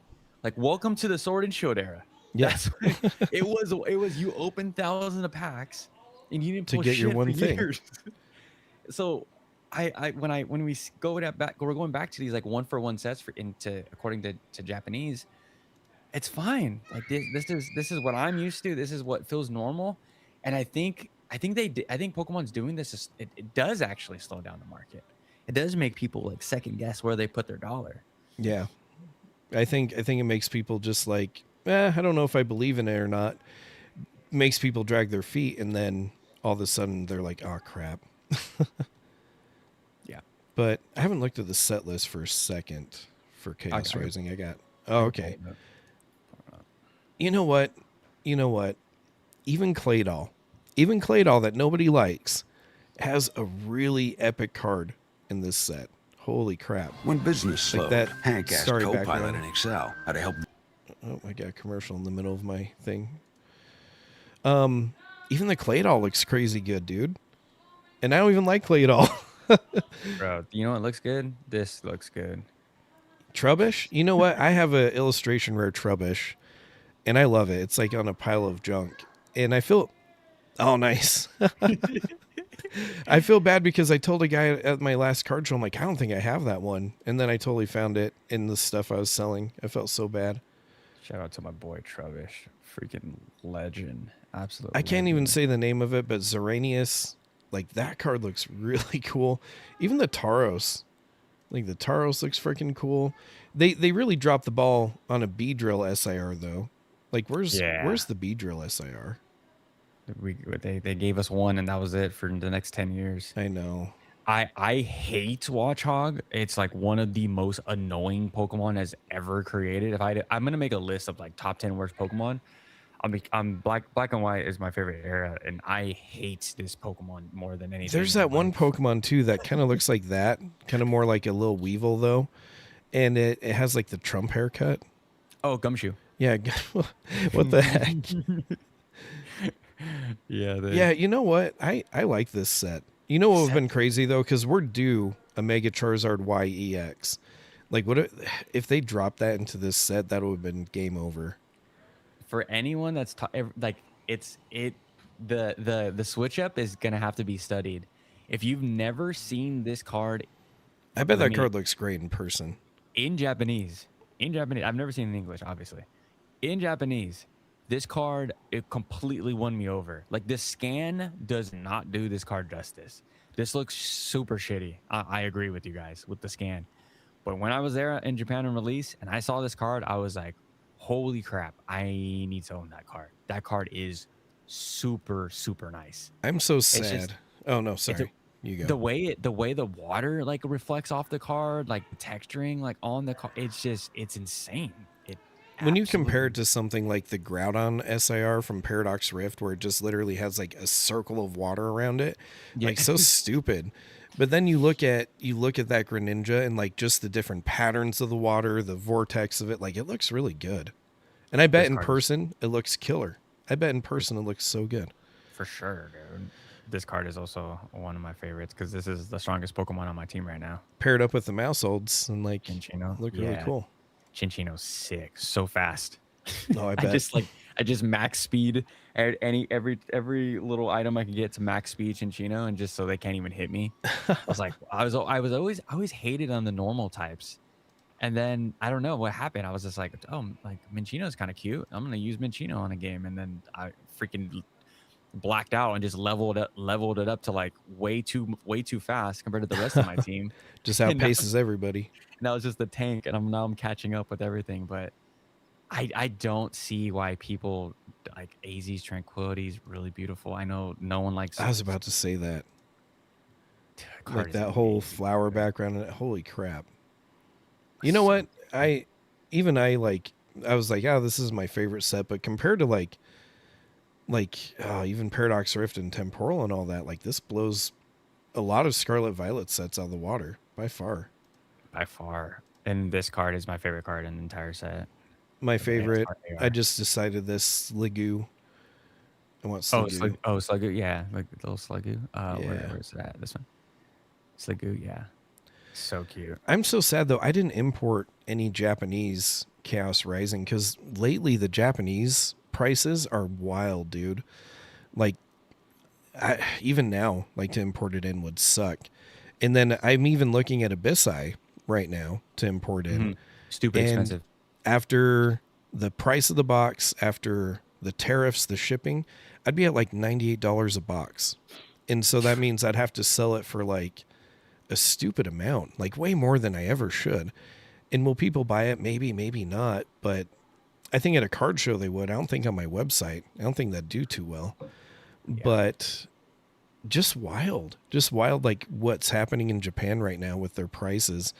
And my guy's like, do you want to, because usually I'd get like multiple cases and I'm just like, sweet, here we go. And yeah.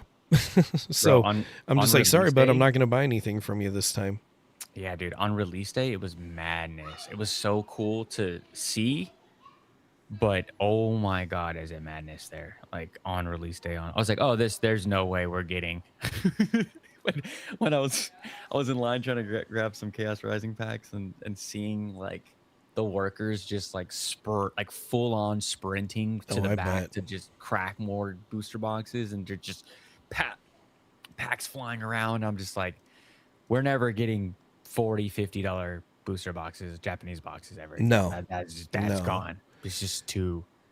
And I they're- hate the term price memory, but maybe I do have a really bad case of price memory because, like I said, I'd import so many cases, and now I'm just like, I don't even know if I want to do one.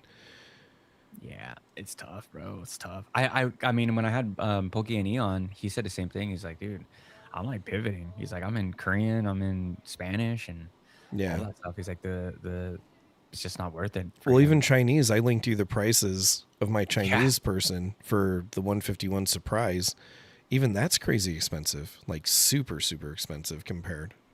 Yeah. Did you show me? Was it traditional Chinese or simplified? I don't know. I Oh. didn't. Just kidding. I'm pretty sure it's simplified. Simplified? Whatever everybody buys right now. Yeah, simplified. Yeah. Yeah, simplified. Yeah. So if it was, so traditional Chinese was the expensive one, and that's like more closer like print quality to English. Mm-hmm. Simplified is printed in Japan, so Yeah. everyone wants simplified Chinese. I like simplified, and you know what? Even on the reverse hollows, like I have one right here. I love how they do that Pokemon stamp in the bottom of the corner. You can't see it on the camera, but like there's so many fake Japanese cards out there, and it's like, oh, but I can get Chinese ones where I have this special mark that'll make sure it's real. Like I love it.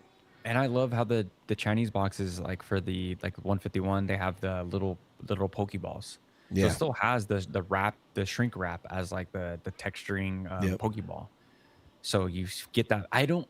The one thing we argue in the Discord so often is like, not argue, but just like bring up all the time is like, why the hell does Japanese booster boxes still not have that shrink wrap where it's like there's a Pokeball on it that just adds that level of security? Yeah. Like Japan just like refuses to like add security measurements constantly. Like they have so much trust in like the rest of the world. I'm like, And it's like, nope.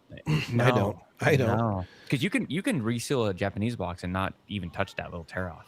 I haven't been scammed with Japanese yet, but I had a friend that was doing a live stream, and like the win of it all was you get this 151 Japanese booster box, and the whole thing was faked, like completely faked, shrink wrap and all. Nothing in there was legit. Like I felt bad for him. Yeah, that's crazy. A lot of people got scammed during V-Star Universe with juice boxes. Yeah. People bought hella juice boxes. Same thing with Shiny Treasures EX. Same thing. Off topic, but they just leaked out some Abyssai did they? ARs. Yep, on Poke Where's that at? Beach. It's on Poke Beach? All right. Uh-huh. Let me go back. I'm not even a big Goldeen fan, but I like this Goldeen card I did see that. There we in this go. Armourouge. That's pretty sweet. Yeah, shout out to Armourouge. Okay. I hate this Pokemon. Yeah, whatever for that, but Dude, so annoying in the game. that's pretty cool. Yeah, Charcadet, Armourouge, yeah. And the then Goldeen card. We haven't got a. I mean, shout out to Goldeen. We haven't got a Goldeen card in. I don't even know the Holy last time we shit. got a cool Goldeen That's card. what I'm saying. I was like, I almost forgot about Goldeen. Abyssai might be a little bit of a Little sleeper? misconception. A little bit Little of a sleeper? misconception. I mean, we haven't even been leaked the cards yet, and that's one thing that's kind of annoying. Is everyone's like, yeah, Abyssai is going to suck because we've seen the Mega Darkrai design, and it's like, yeah, but there could be things in it other than Darkrai that are really good. Dude, I've been buying pre-order Abyss Eye booster boxes like no one's business. I've been buying Chaos Rising booster boxes like no one's business. Very nice. Everyone's saying like I love this is when actual Pokemon investing happens, guys. It's not when Ascended Heroes is being previewed and the entire world is saying this is an instant buy. This is the best set of all time. Like that is red flags. Like you're just gonna buy into pumps, right? I made a video about this the other day because someone made a video saying this bull run is the easiest time to invest. And I'm like, man, you guys don't remember when people didn't care about Pokemon. That was the best time to invest, when people have no faith in it. Or like you said, in a product like Abyssai, because people have no faith in it. But what if all of a sudden, and I don't know if this is true. This is like 600 pounds grain of salt. Okay. I don't know if this is true, but Yeah. my Japanese guy was like, there's rumors that they might throw a Giratina in it. And I'm like, I doubt that. Probably not. But if they did, like, holy crap, that set all of a sudden is going to be like, this is the best set in the world. Or like I said, we're due for a Mega Charizard YEX because we have the X one. What if all of a sudden they're like, well, we'll put the Charizard in there. Then boom, all of a sudden the set's great. But like you said, when people don't have faith in something, that's the best time to get it. That's absolutely the best time to get it because it'll be cheap. No one will care. And if you end up being wrong, fine, wait it out. It'll go up in price over time and you can roll it into something else. Exactly. We were talking about this the other I think it was Friday or last Friday in the Discord. Everyone's like, someone said like is Darkrai a popular Pokemon? I'm like, dude, like you guys like everyone like that's new to Pokemon investing. Look at the Pokemon that's on that box and think about the demographic, the age range for that Pokemon. Does that age range have money? Yes or no? Does the Darkrai guys and gals have money? Are they in their 30s? Yes, those are the people that you want to sell to. Those are the people that are going to buy your product. Like, so if the rest of the world is telling you guys that these sets are duds, that it's going to be a crap set and it's going to be sub $200, like that is green lights all day. People love Darkrai. And even 30-year-olds love Darkrai.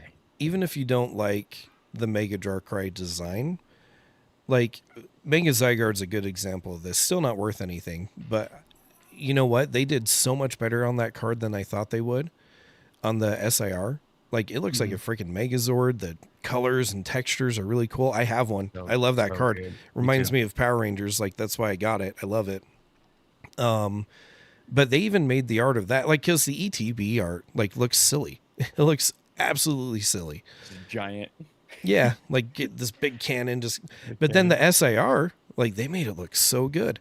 And in my opinion, if they take Mega Darkrai, they put it in like this crazy cosmic in space kind of look, like dark wispies everywhere, just looking super evil and super bad. Like they can take the design and make it a win. Like people didn't think crowns on Pokemon were cool, but then you have the Paldean Fates Charizard, you have the Obsidian Flames. Wow. Obsidian Flames, Paldean Fates Charizards. They're some of the, in my opinion, they're some of the coolest Charizards we've ever gotten. They hit that crown just fine. So when they want to, they can make a card look as cool as they want it to. And if they do it with Darkrai, like all of a sudden people are going to be like, oh crap, I wish I pre-ordered that or got in at a cheap time on it. Yeah, like what I just said just flew past so many people's heads. Like this guy always, he said, did bro really say blind investing is the best way to invest? Bro said invest in Darkrai set without knowing what's in the set. Oh my god, dude. Can you explain to this gentleman what I mean by that, Haas? Because we have to remember, in exactly what you said, there's going to be a 30-year-old that is like, man, I'm ready to pump money into this set because during my childhood, this thing was cool. And example of that, look at the Crown Zenith Darkrai. That thing is getting pumped up like crazy. And is it the coolest card in the set? No. But someone in that age group with money that works is like, hey, to me, this is a winner. And so, like I said, we're kind of in a safe point where, like, if you get it while it's cheap, sweet. Because years or some time down the road, it'll be a little bit more expensive. If it's not performing the way you want it to, roll into something else. Like, you are kind of safe in jumping into something while it's cheap. If you get that booster box for $160, it's going to be, probably in the 200s just fine over time. Then flip it into something else if it doesn't do it the way you want it to do it. What would you say Darkrai is in what tier of Pokemon? Do you think he's in like B tier? I think he's a B tier Pokemon. I'd say he's probably B. Yeah. B to B minus. B to B minus, yeah. Though there's that really cool Umbreon Darkrai tag team that is pretty sweet. I don't think it's up on that screen. There's a much cooler one where they're like running around together. Oh, yeah. That's probably right here. This is the fit. This is Dang, that's a cool one. It's a gangster Pokemon, bro. The Crown Zenith one does look really good. Just, dude, the pose is just... Yeah. And just imagine, that one. Like, holy crap, that is epic. Like, I can't like argue when people say silly things like that. Like, because people have been saying for a long time they want something dark and gritty and like, depending how they design it. Granted, they could flop it, but if they stick to what they've been doing, I think we're going to be okay. Yeah, and if I mean it's Abyss Eye, right? There's clearly a dark theme. If we just get a little dab of Umbreon or a little dab of Giratina, game over. Game over. It's done. But I love this Darkrai Umbreon. So gangster. I just think it's interesting that people are ready to speculate it. And even that card, I don't even know what that last card was. I think it's a holy Quail. crap. Yep. Anyways, I think with how many good arts it's had, to speculate, sit there and be like, oh, blind investing into it's probably a terrible idea. It's like, well, I don't know. We've had a lot of evidence to show that it's been a good idea. So I don't know. Yeah. But it's a gamble. That's the thing. Whether we're looking at investing in singles, sealed, whatever it is, it's all a freaking gamble. Nothing's guaranteed. And you have to be willing to play that game. Yeah, it's so good, dude. I'm insanely bullish. I'm insanely freaking bullish. What's after the Darkrai set? It's 30th, right? I think it leads up to the 30th after that. Good luck, everybody. I know. Even if they do that set dirty and they do it super bad, it's still gonna sell like crazy. I feel they could put a freaking Rowlet flying into Pikachu's ass, and it's a $1 million card. I think that's going to be a rough one. It'll be interesting to see what allocations look like. I'll share that. I always share my allocations as they come. But it'll be interesting to see what that looks like. It'll be interesting to see how hard it is to get from Japan, because I'll be importing it. No matter how expensive that set is to import from Japan, I'm going to go pretty heavy into it and see what happens. But yeah. I think it'll be interesting. And there's going to be such a wide array of products. I think part of the reason why it's so hard to get anything else printed is probably because they have to make a zillion different products for the 30th. I've been saying that for a few videos, and I'm glad that you said that.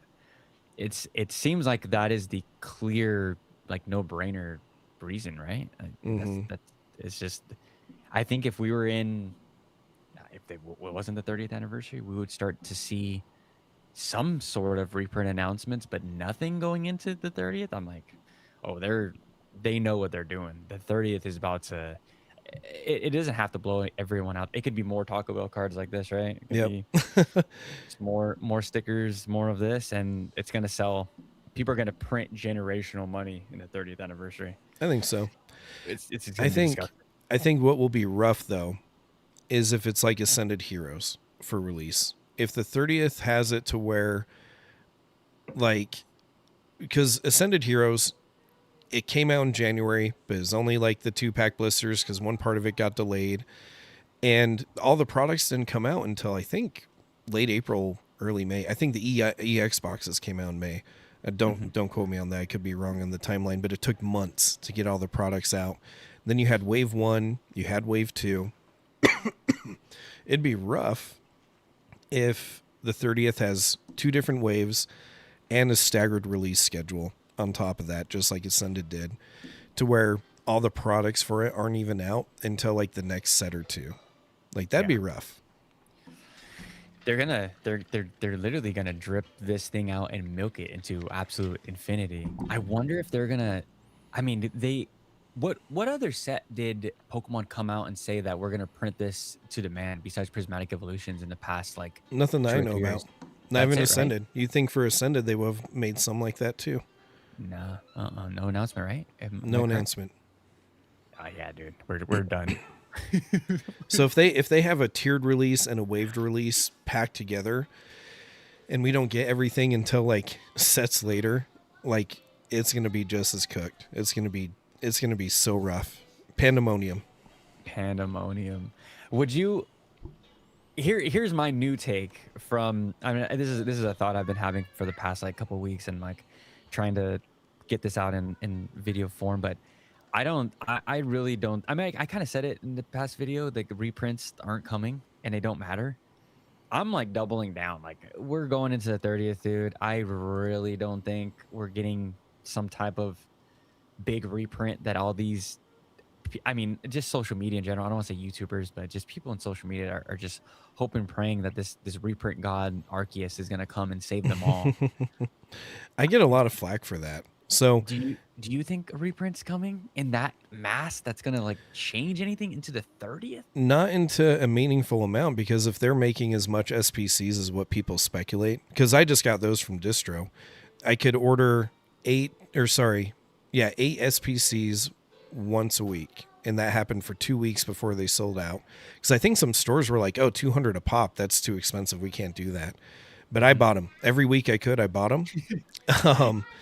So I got cases in my basement. But I think as we look at that, I mean, even right now, they are dipping down in price. But like I was saying earlier in the stream, you can 100% see when stores need to make an invoice happen, because the price will dip down a bit. Like SPCs, they got super shot up by that manipulation up into the 350s, which it should have never have been quite yet.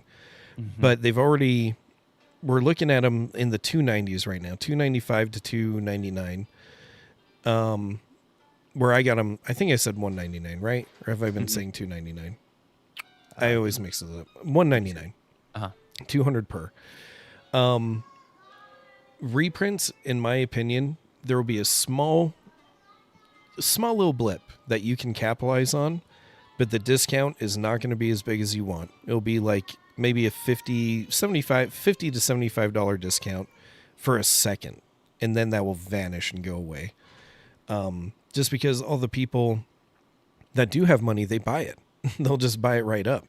And the people waiting for MSRP, it's like, sorry, those SPCs won't be at MSRP. You'll be able to go to your Costco's and get them. But those people that get them from Costco's are either going to sell them to me on Facebook Marketplace for really cheap, just like other stuff I bought today, or they're going to rip them open because they're like, I haven't been able to rip one of these. I'm going to rip it. And so reprints, do they overall matter? Lately, no. Maybe like if things were slowed down, for sure.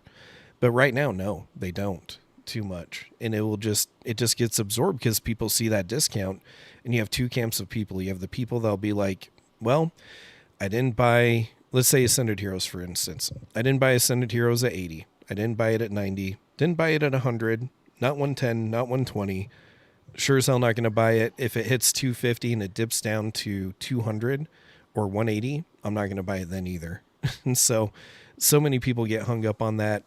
And I just think, you know what? You got to kind of take the discounts as they show up, and that's it. That's all we get right now. In the future, is that going to get corrected? There's a possibility. But right now, no. Yeah, the blips don't even matter to the average Pokemon collector.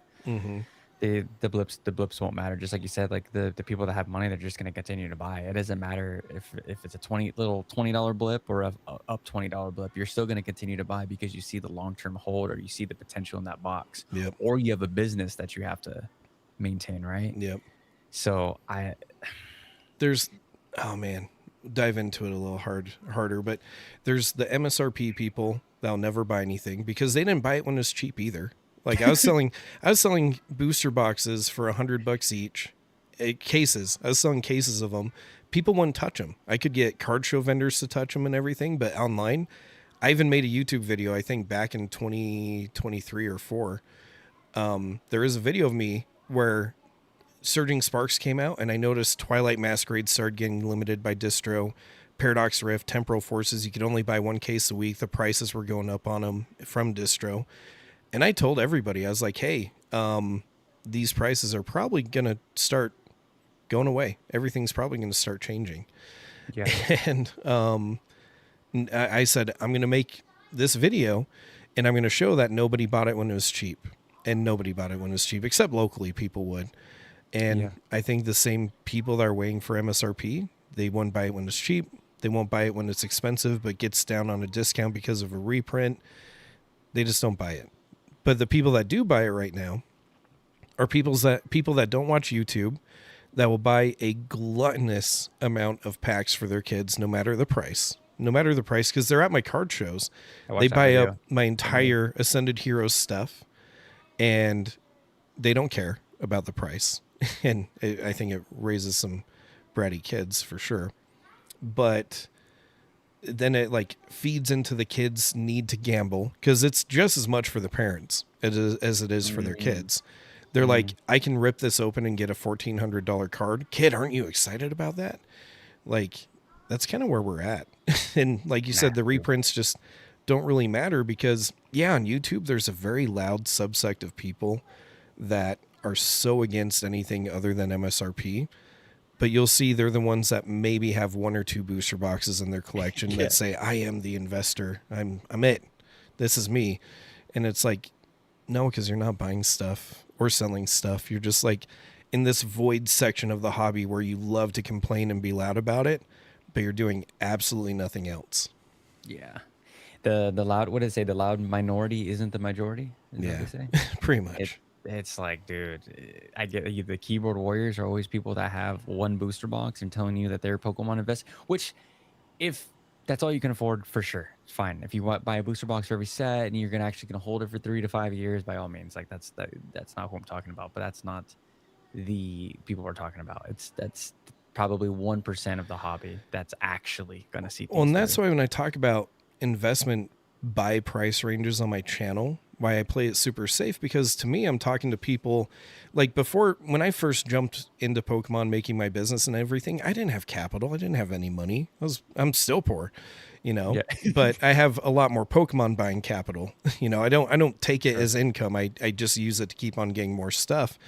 But essentially, basically, oh man, what was I getting at? I just had a brain fart. No, I'm good. Essentially, I'm talking to the people where I'm like, hey, if it's $80 to $120 for a Ascended Heroes ETB, goodbye, because you can probably only afford one or two of them anyway. So I'm not going to tell you to buy it at 180, 200, so I have a lot of people in my comments, because I break down why that is my price structure. And a lot of people in my comments are like, I can buy it at 180 and 5-10 years from now, I'll still be fine. And I'm like, that's great. You're right. But I'm mainly talking to the people that probably don't have that money to spend, I'm talking to the people that, and just trying to keep it as realistic because like you said, jobs are hard to find, all this other stuff. There's a lot of people that don't have that expendable income. So I talk to them for the most part. Yeah. I try to talk to them as well and give them advice. I'm like, I mean, there's the big Pokemon YouTubers, the Poke Plumbers telling people that like, oh, Lost Origin at 800 is still like a great investment. And I'm like, Ultra Prism is still a good investment. I'm like, brother, like for who is Ultra Prism a good investment for? Like in hopes of what? What's the catalyst that's going to get Ultra Prism up? That we're how's getting that a gonna happen? waifu boom? we're gonna get another. Like we got all the Lily cards. So what is the reason for Ultra Prism to ever 2x from here? You know, it's just I would much rather people just buy. I mean, here's a play. If you can't afford booster boxes, grab these. Yeah. Grab 3-pack blisters with cool promos. Go tell me what the Evolving Skies one is doing. Go tell me what the Brilliant Stars with all the evolutions are doing. These are great investments, long term. They're small. I have them in a little bin. You throw a bunch of these in bins, set it and forget it. You will print on these. Well, and they get ripped a ton too. And I think that's why the Evolving Skies ones eventually, you know, it takes a little bit longer, but eventually they end up getting kind of expensive, right? And I think it's because they get bought up and ripped pretty frequently because people are like, oh, that's the cheap rip, right? And then you'll have like 5 years from now, you'll have people being like, oh man, all these new people. Back when I was in Scarlet and Violet, you don't see anything new and unique now. But I think it just goes through those waves and stuff like that. But it's so silly, dude. I just love it though. I love when people get pissed off. Do you engage with the comments? Oh yeah. You know what? And I'll make it seem like that I'm like unhinged, or not even unhinged, but I'll just like totally play on it because I know they're going to keep on replying to me super angrily. And like, I love it. Whatever people have to say about me online or whatever it is, I really don't care, but I will bait people in the comments to continue commenting to hopefully get me more engagement and views and stuff for sure. Yeah. Pokegator probably says the most terrible things about me, and I'm just like, that's okay.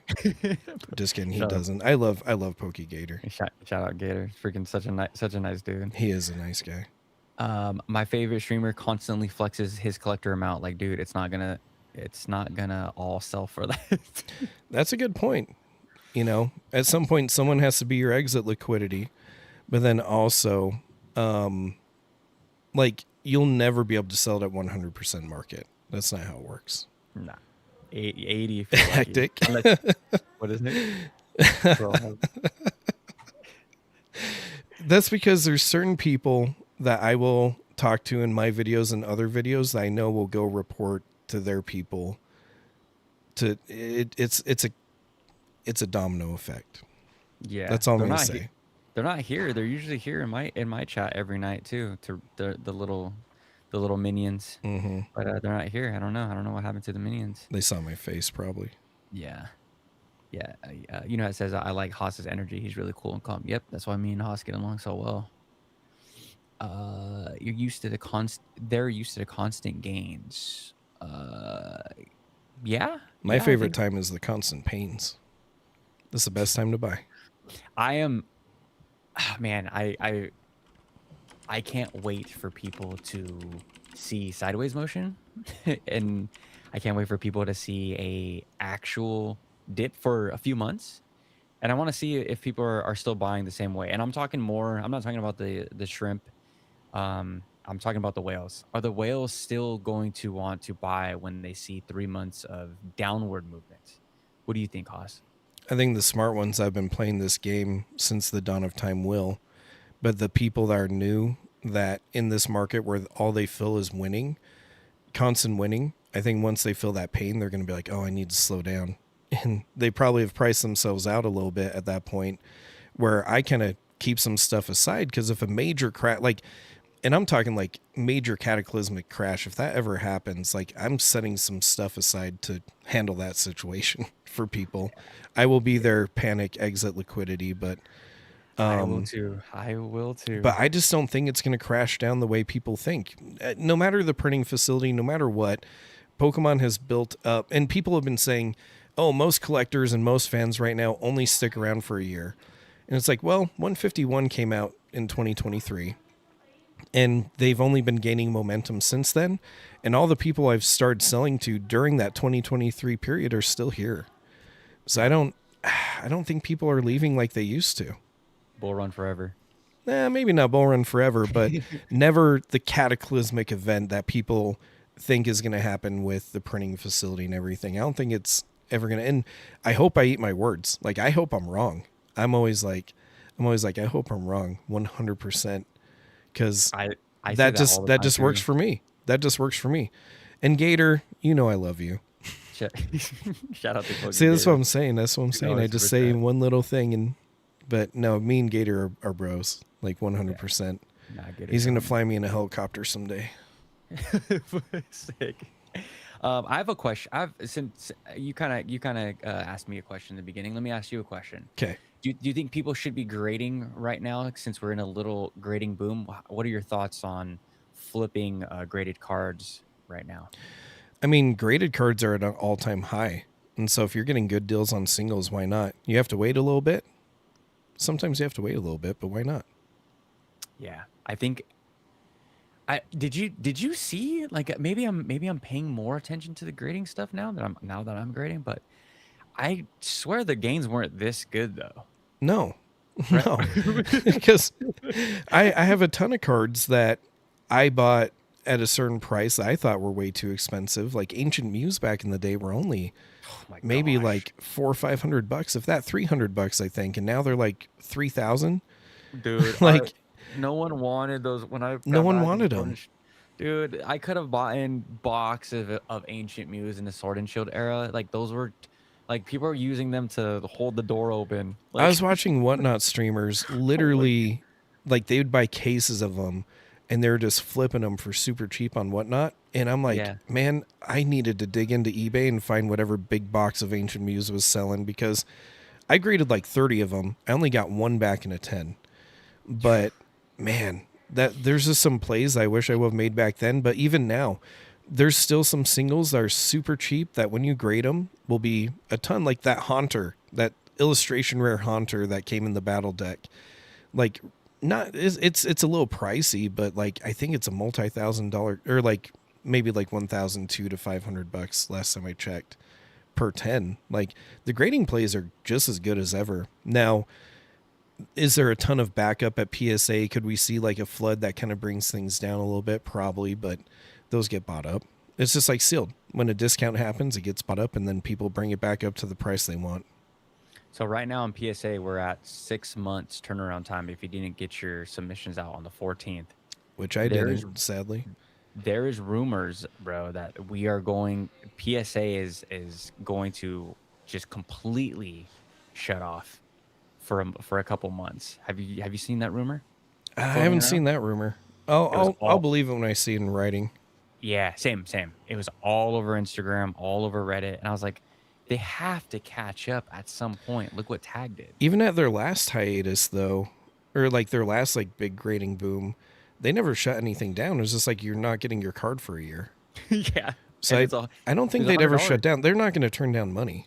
Yeah, There's it's so true. many other than Pokemon. There's so many other TCGs that rely on them. You got Sports, One Piece, like everything big.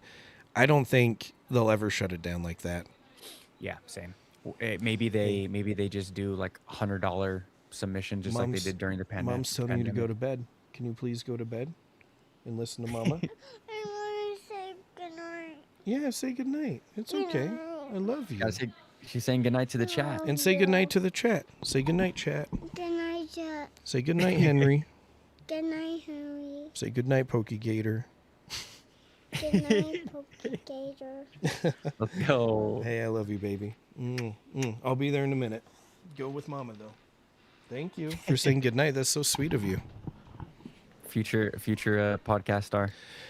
She'll talk better than I do, and she's a lot smarter than I am at 3 years old. Like, she tells me things, I'm like, how do you even know that? Like, she's going to outdo me in every way, 100%. And that's always the goal. So I'm happy with it. Gator goes. She hesitated. She's like, She's like, Gator. whatever. I think Gator has a kid her age, so if anything, it works out perfect. That's so cool. Yeah, dude. It's just what were we talking about? We were talking about the PSA stuff. Yeah, the PSA stuff and if they're going to shut down or not. Yeah, I think the next step would be $100 submission, and because I agree with you, I don't think the money's too good. People need PSA submissions for the business to function. By the way, if For everything. I mean, look at people don't know GameStop. They that. need their power packs.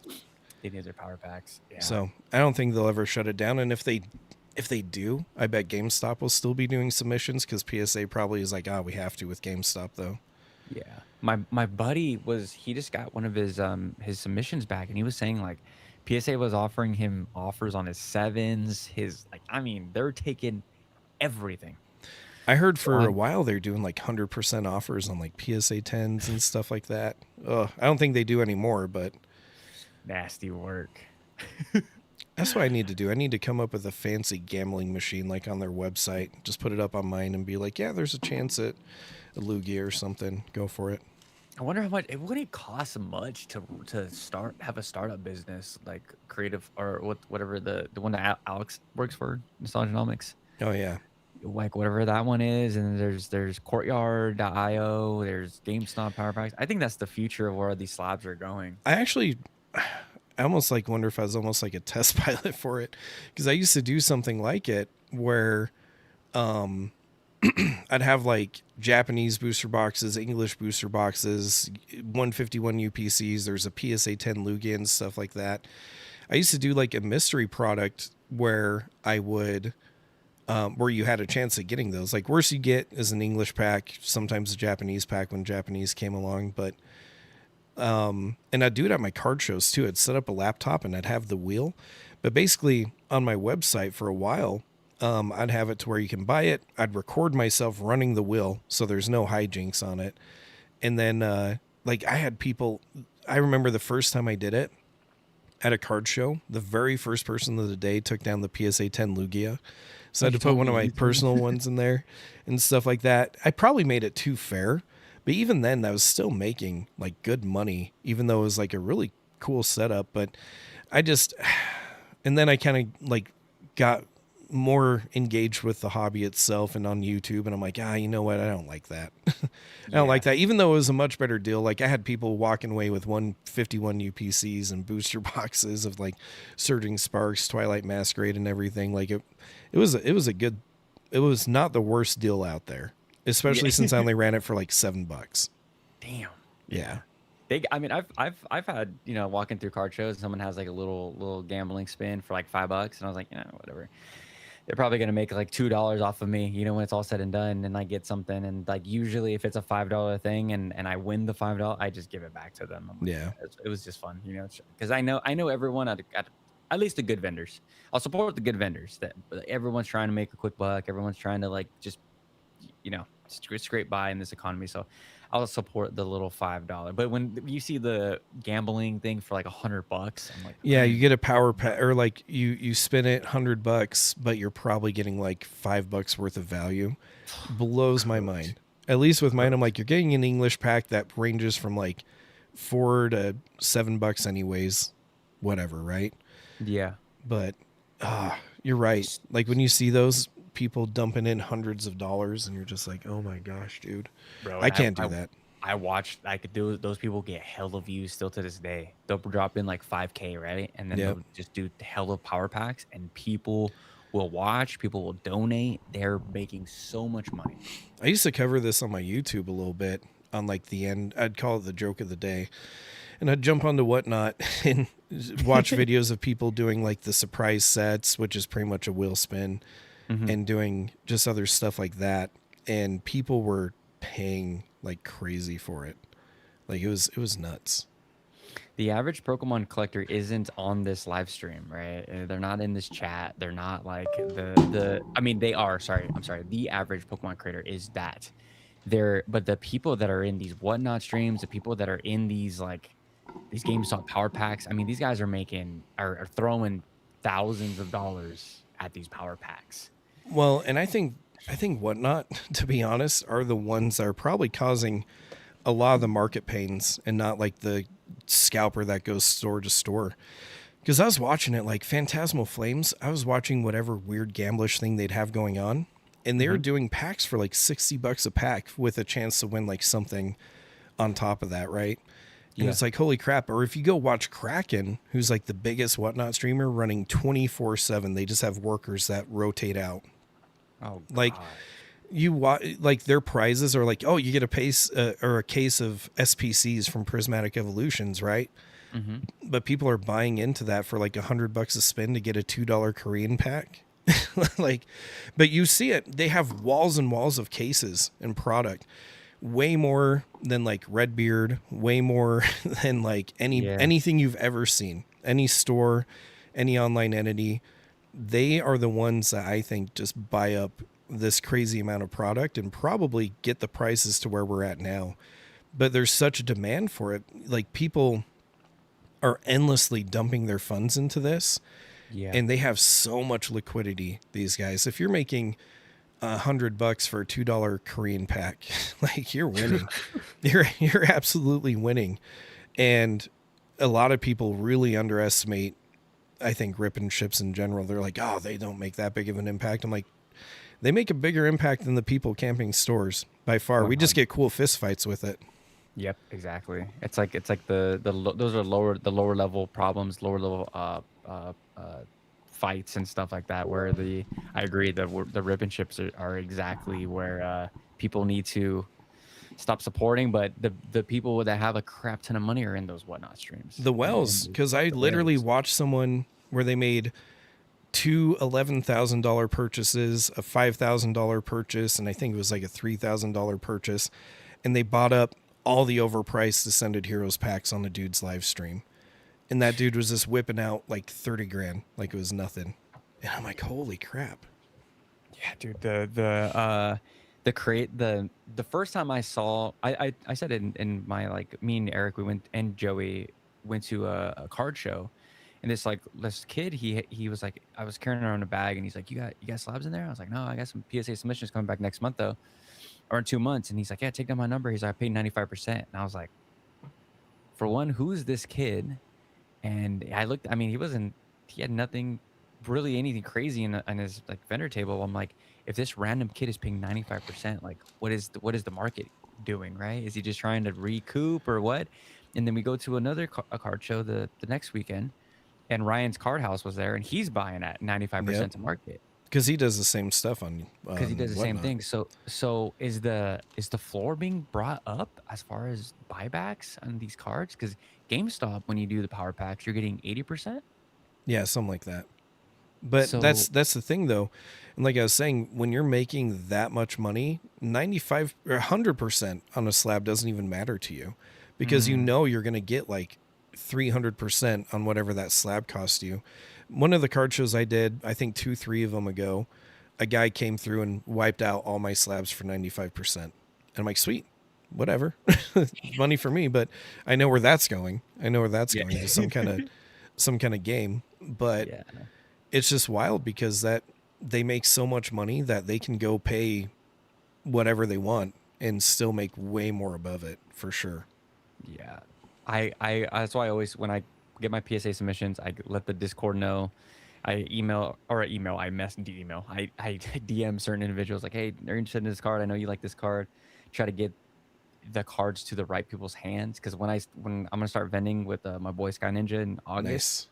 Nice. And he's like, no, dude, you gotta hold out, because there's gonna be people that are gonna come up to our table telling us like, we'll buy you out. He's like, you gotta hold out. It's gonna be tough. Some guy walks up and he's like, hey, 90% your whole table. I'm like, that's why I want to go to Front Row Card Show in Vegas, because I know whatever I bring, I'll just get bought out. Like, everything will just get completely decimated. And it'd be fun to have a little reset like that. Let me know. Like, when's Front Row? I don't know. They're really hard to get tables at. Like, they're coming to my state, and it's a smaller show for my state, but I put in for a table. I'm probably not going to get it. But when is Front Row stuff? Let's take a look. I have family in Vegas. I would if all my stuff is back at that time. We looks like the next one's in August. Oh shit! Yeah, no. But they do them all over the United States. Oh, okay. Yeah, I would just, because I'm thinking like the big cities like Vegas, like people are already there, going to spend an ungodly amount on just gambling. Yep. So insult to injury. Maybe someone comes in, maybe they won, maybe they lost, and they're trying to cope with that win or loss with cards that week. So right. They're just like, thinking, I need that slight dopamine rush of buying something expensive. Exactly. That's why I was telling my mom, I was like, yeah, I'm gonna start like selling cards, and I was like, I'm gonna try to find a card show in Vegas. And she was like, you would think that there's like a lot of money here, right? Like you would do well. And I was like, kind of right. Yeah. So when he said that, I was like, yeah, maybe we can. Vegas is like, if I did ever set up my little prize wheel again for a card show, that would be the show to do it. 100%. Oh man, it's gonna be so hard for me to just not take 90% and go get lunch. Well, because everything you have, like, it's been gaining in value even at 90%. You're like, that's still a huge win. Yeah. I think Yeah. if someone offered me 90% of my entire collection right now and I could just snap and it's just packed, everything, I would take it. Oh, I would too. I have Easily. anything in my basement, free game at Free 90%. game. Yeah. Even my grills. Yeah. Jay Catchum says, Henry, I thought you liked tag. Nah, no, PSA guy. I'm We talked open. about that on one of our live streams where, like, tag looks cool, but as far as the money goes, PSA all the way. It's tough, bro. It's tough. There's like I saw some dude. He was like he's always at the local shows, the small local shows, but he's all tag and like bro's lonely. he's and I'm sure he does like okay there, but he's doubling down on tag, and I'm like, I don't. I like the slabs. I think they look super cool. Like I'm actually gonna experiment and send some stuff to tag once they open the bulk submissions up again, but for liquidity purposes, Certain vendors in my state, like the Poke Clinic, I don't think he's big yet, but he's getting there. He's probably going to be like Jar Chomp in the future, but all of he switched solely to tag, and I noticed like his stuff doesn't sell as quick as if he had PSA. And I mean, I get the Valiant Crusade to topple PSA. The problem is they've been around way too long. You can't. Like, you can get a good market share. You can get a great market share and probably edge out like CGC and stuff like that, but you're not going to beat PSA out. no, and PSA will probably buy him. Yeah, and I don't even think I don't think anyone's overtaking CGC just because how strong they are with other grading. That's true. Coins, The magazines with magazines, with comics, with like, I mean, as much as I think CGC slabs are disgusting. I mean, they're beyond. You want to talk about inconsistent grading? Oh, CGC is the best at flipping a rolling the dice and putting a number on the card. It's I that's my new thing right now. Is I'm obsessed with people grading content, like grading submission returns and like and reactions. And it really does seem like CGC is the most like WTF. I used to entertain CGC slabs like for trades and selling and stuff like that at vending shows, but I got a 151 Blastoise, Squirtle, Wartortle evolution line 151 all gem mint 10. It took me like 3 years to sell them. Like, even when I would offer them to people at a stupid discount, because they gained so much value, I was like, hey, I will take like 70%. I don't care. I'll still be way on top of what I paid for them. But they just would not move. They would. I'm only down to one CGC slab left that I'm trying to get rid of. But you're right. The inconsistencies are pretty bad. Like, when I compare them to my PSA 10s, like PSA 10, when you look at like a PSA 9 and a 10, sometimes you're like, this 9 actually looks better than the 10, whatever. But so many different CGC 10s I've looked at look fathomably worse than a PSA 10. Yeah, because it's the centering, right? That's the main thing why people go to CGC. Well, I've even had ones with like bad whiting on the back and all kinds of stuff that I've seen. Oh yeah. Like, I just don't touch CGC at all now. I post all the grading videos in a Discord. I'm like, dude, if the CGC, there's some CGC homers in there, but I'm like, it's kind of hard to argue with the inconsistency with like all these cards with CGC. Shug was saying CGC is grading 500K cards a month, but yeah, I mean they are, but how many of those are from Whatnot streamers? Yeah, right now there is a big push with Whatnot and like CGC grading. It was interesting because for a while back in the 2023 to 2024 range, they were all sponsored by like PSA, but some reason PSA like tore away from it. I don't know what happened, but now it's all of a sudden just CGC, which is weird. Yeah, I remember that. Uncle Shrimp says CGC is all about quick returns, no matter the cost or quality. I love that card, by the way. His profile picture. Disagree? Oh yeah, I have a handful of those in a PSA 10 just because I love that art. It's so good. Yeah. They do really well on Whatnot to unassuming buyers and padding repacks. Yeah. Absolutely. Yep. Anyone supporting CGC in masses is getting a deal on the submission either at a fraction of the cost, damn near no cost. I wouldn't be surprised because they even had that response on like what Twitter, where they tried to throw shade at PSA, Yeah. and everyone's like, "Dude, you literally graded those like beta cards or test cards or whatever. Like when you shouldn't have." Yeah. CGC like does just as bad. Even Shinyvert literally cut up cards on YouTube, sent them Oh, I in, saw and that. they graded it as miscuts. I'm like, holy crap. See, if I'm, yeah, you can correct me if I'm wrong. CGC was the OG coin company, grader I think company, so. right? And then they started doing comics next in the 60s, 70s. I don't remember, but I know it was something pretty similar to that. History. Let's see. CGC. No, 2000. No, I'm tripping. CGC launched in 2000. 2000. Yeah, no. So they just graded it. 1999 was their first comic. Oh, Okay. I Huh. I thought mean, were they do older good with the than that. magazines, though. Yeah, and I like how they wipe them down. They wipe the comics down Mhm. and give them a nice little Pokemon people would lose their minds. Altered what? Altered? Oh my gosh, you wiped it? No, it's just supposed to turn to shit. Yeah, just let that mold grow. Don't worry It's about let the it. mold grow and it's gonna turn into a trubbish and then it's gonna be worth even more money.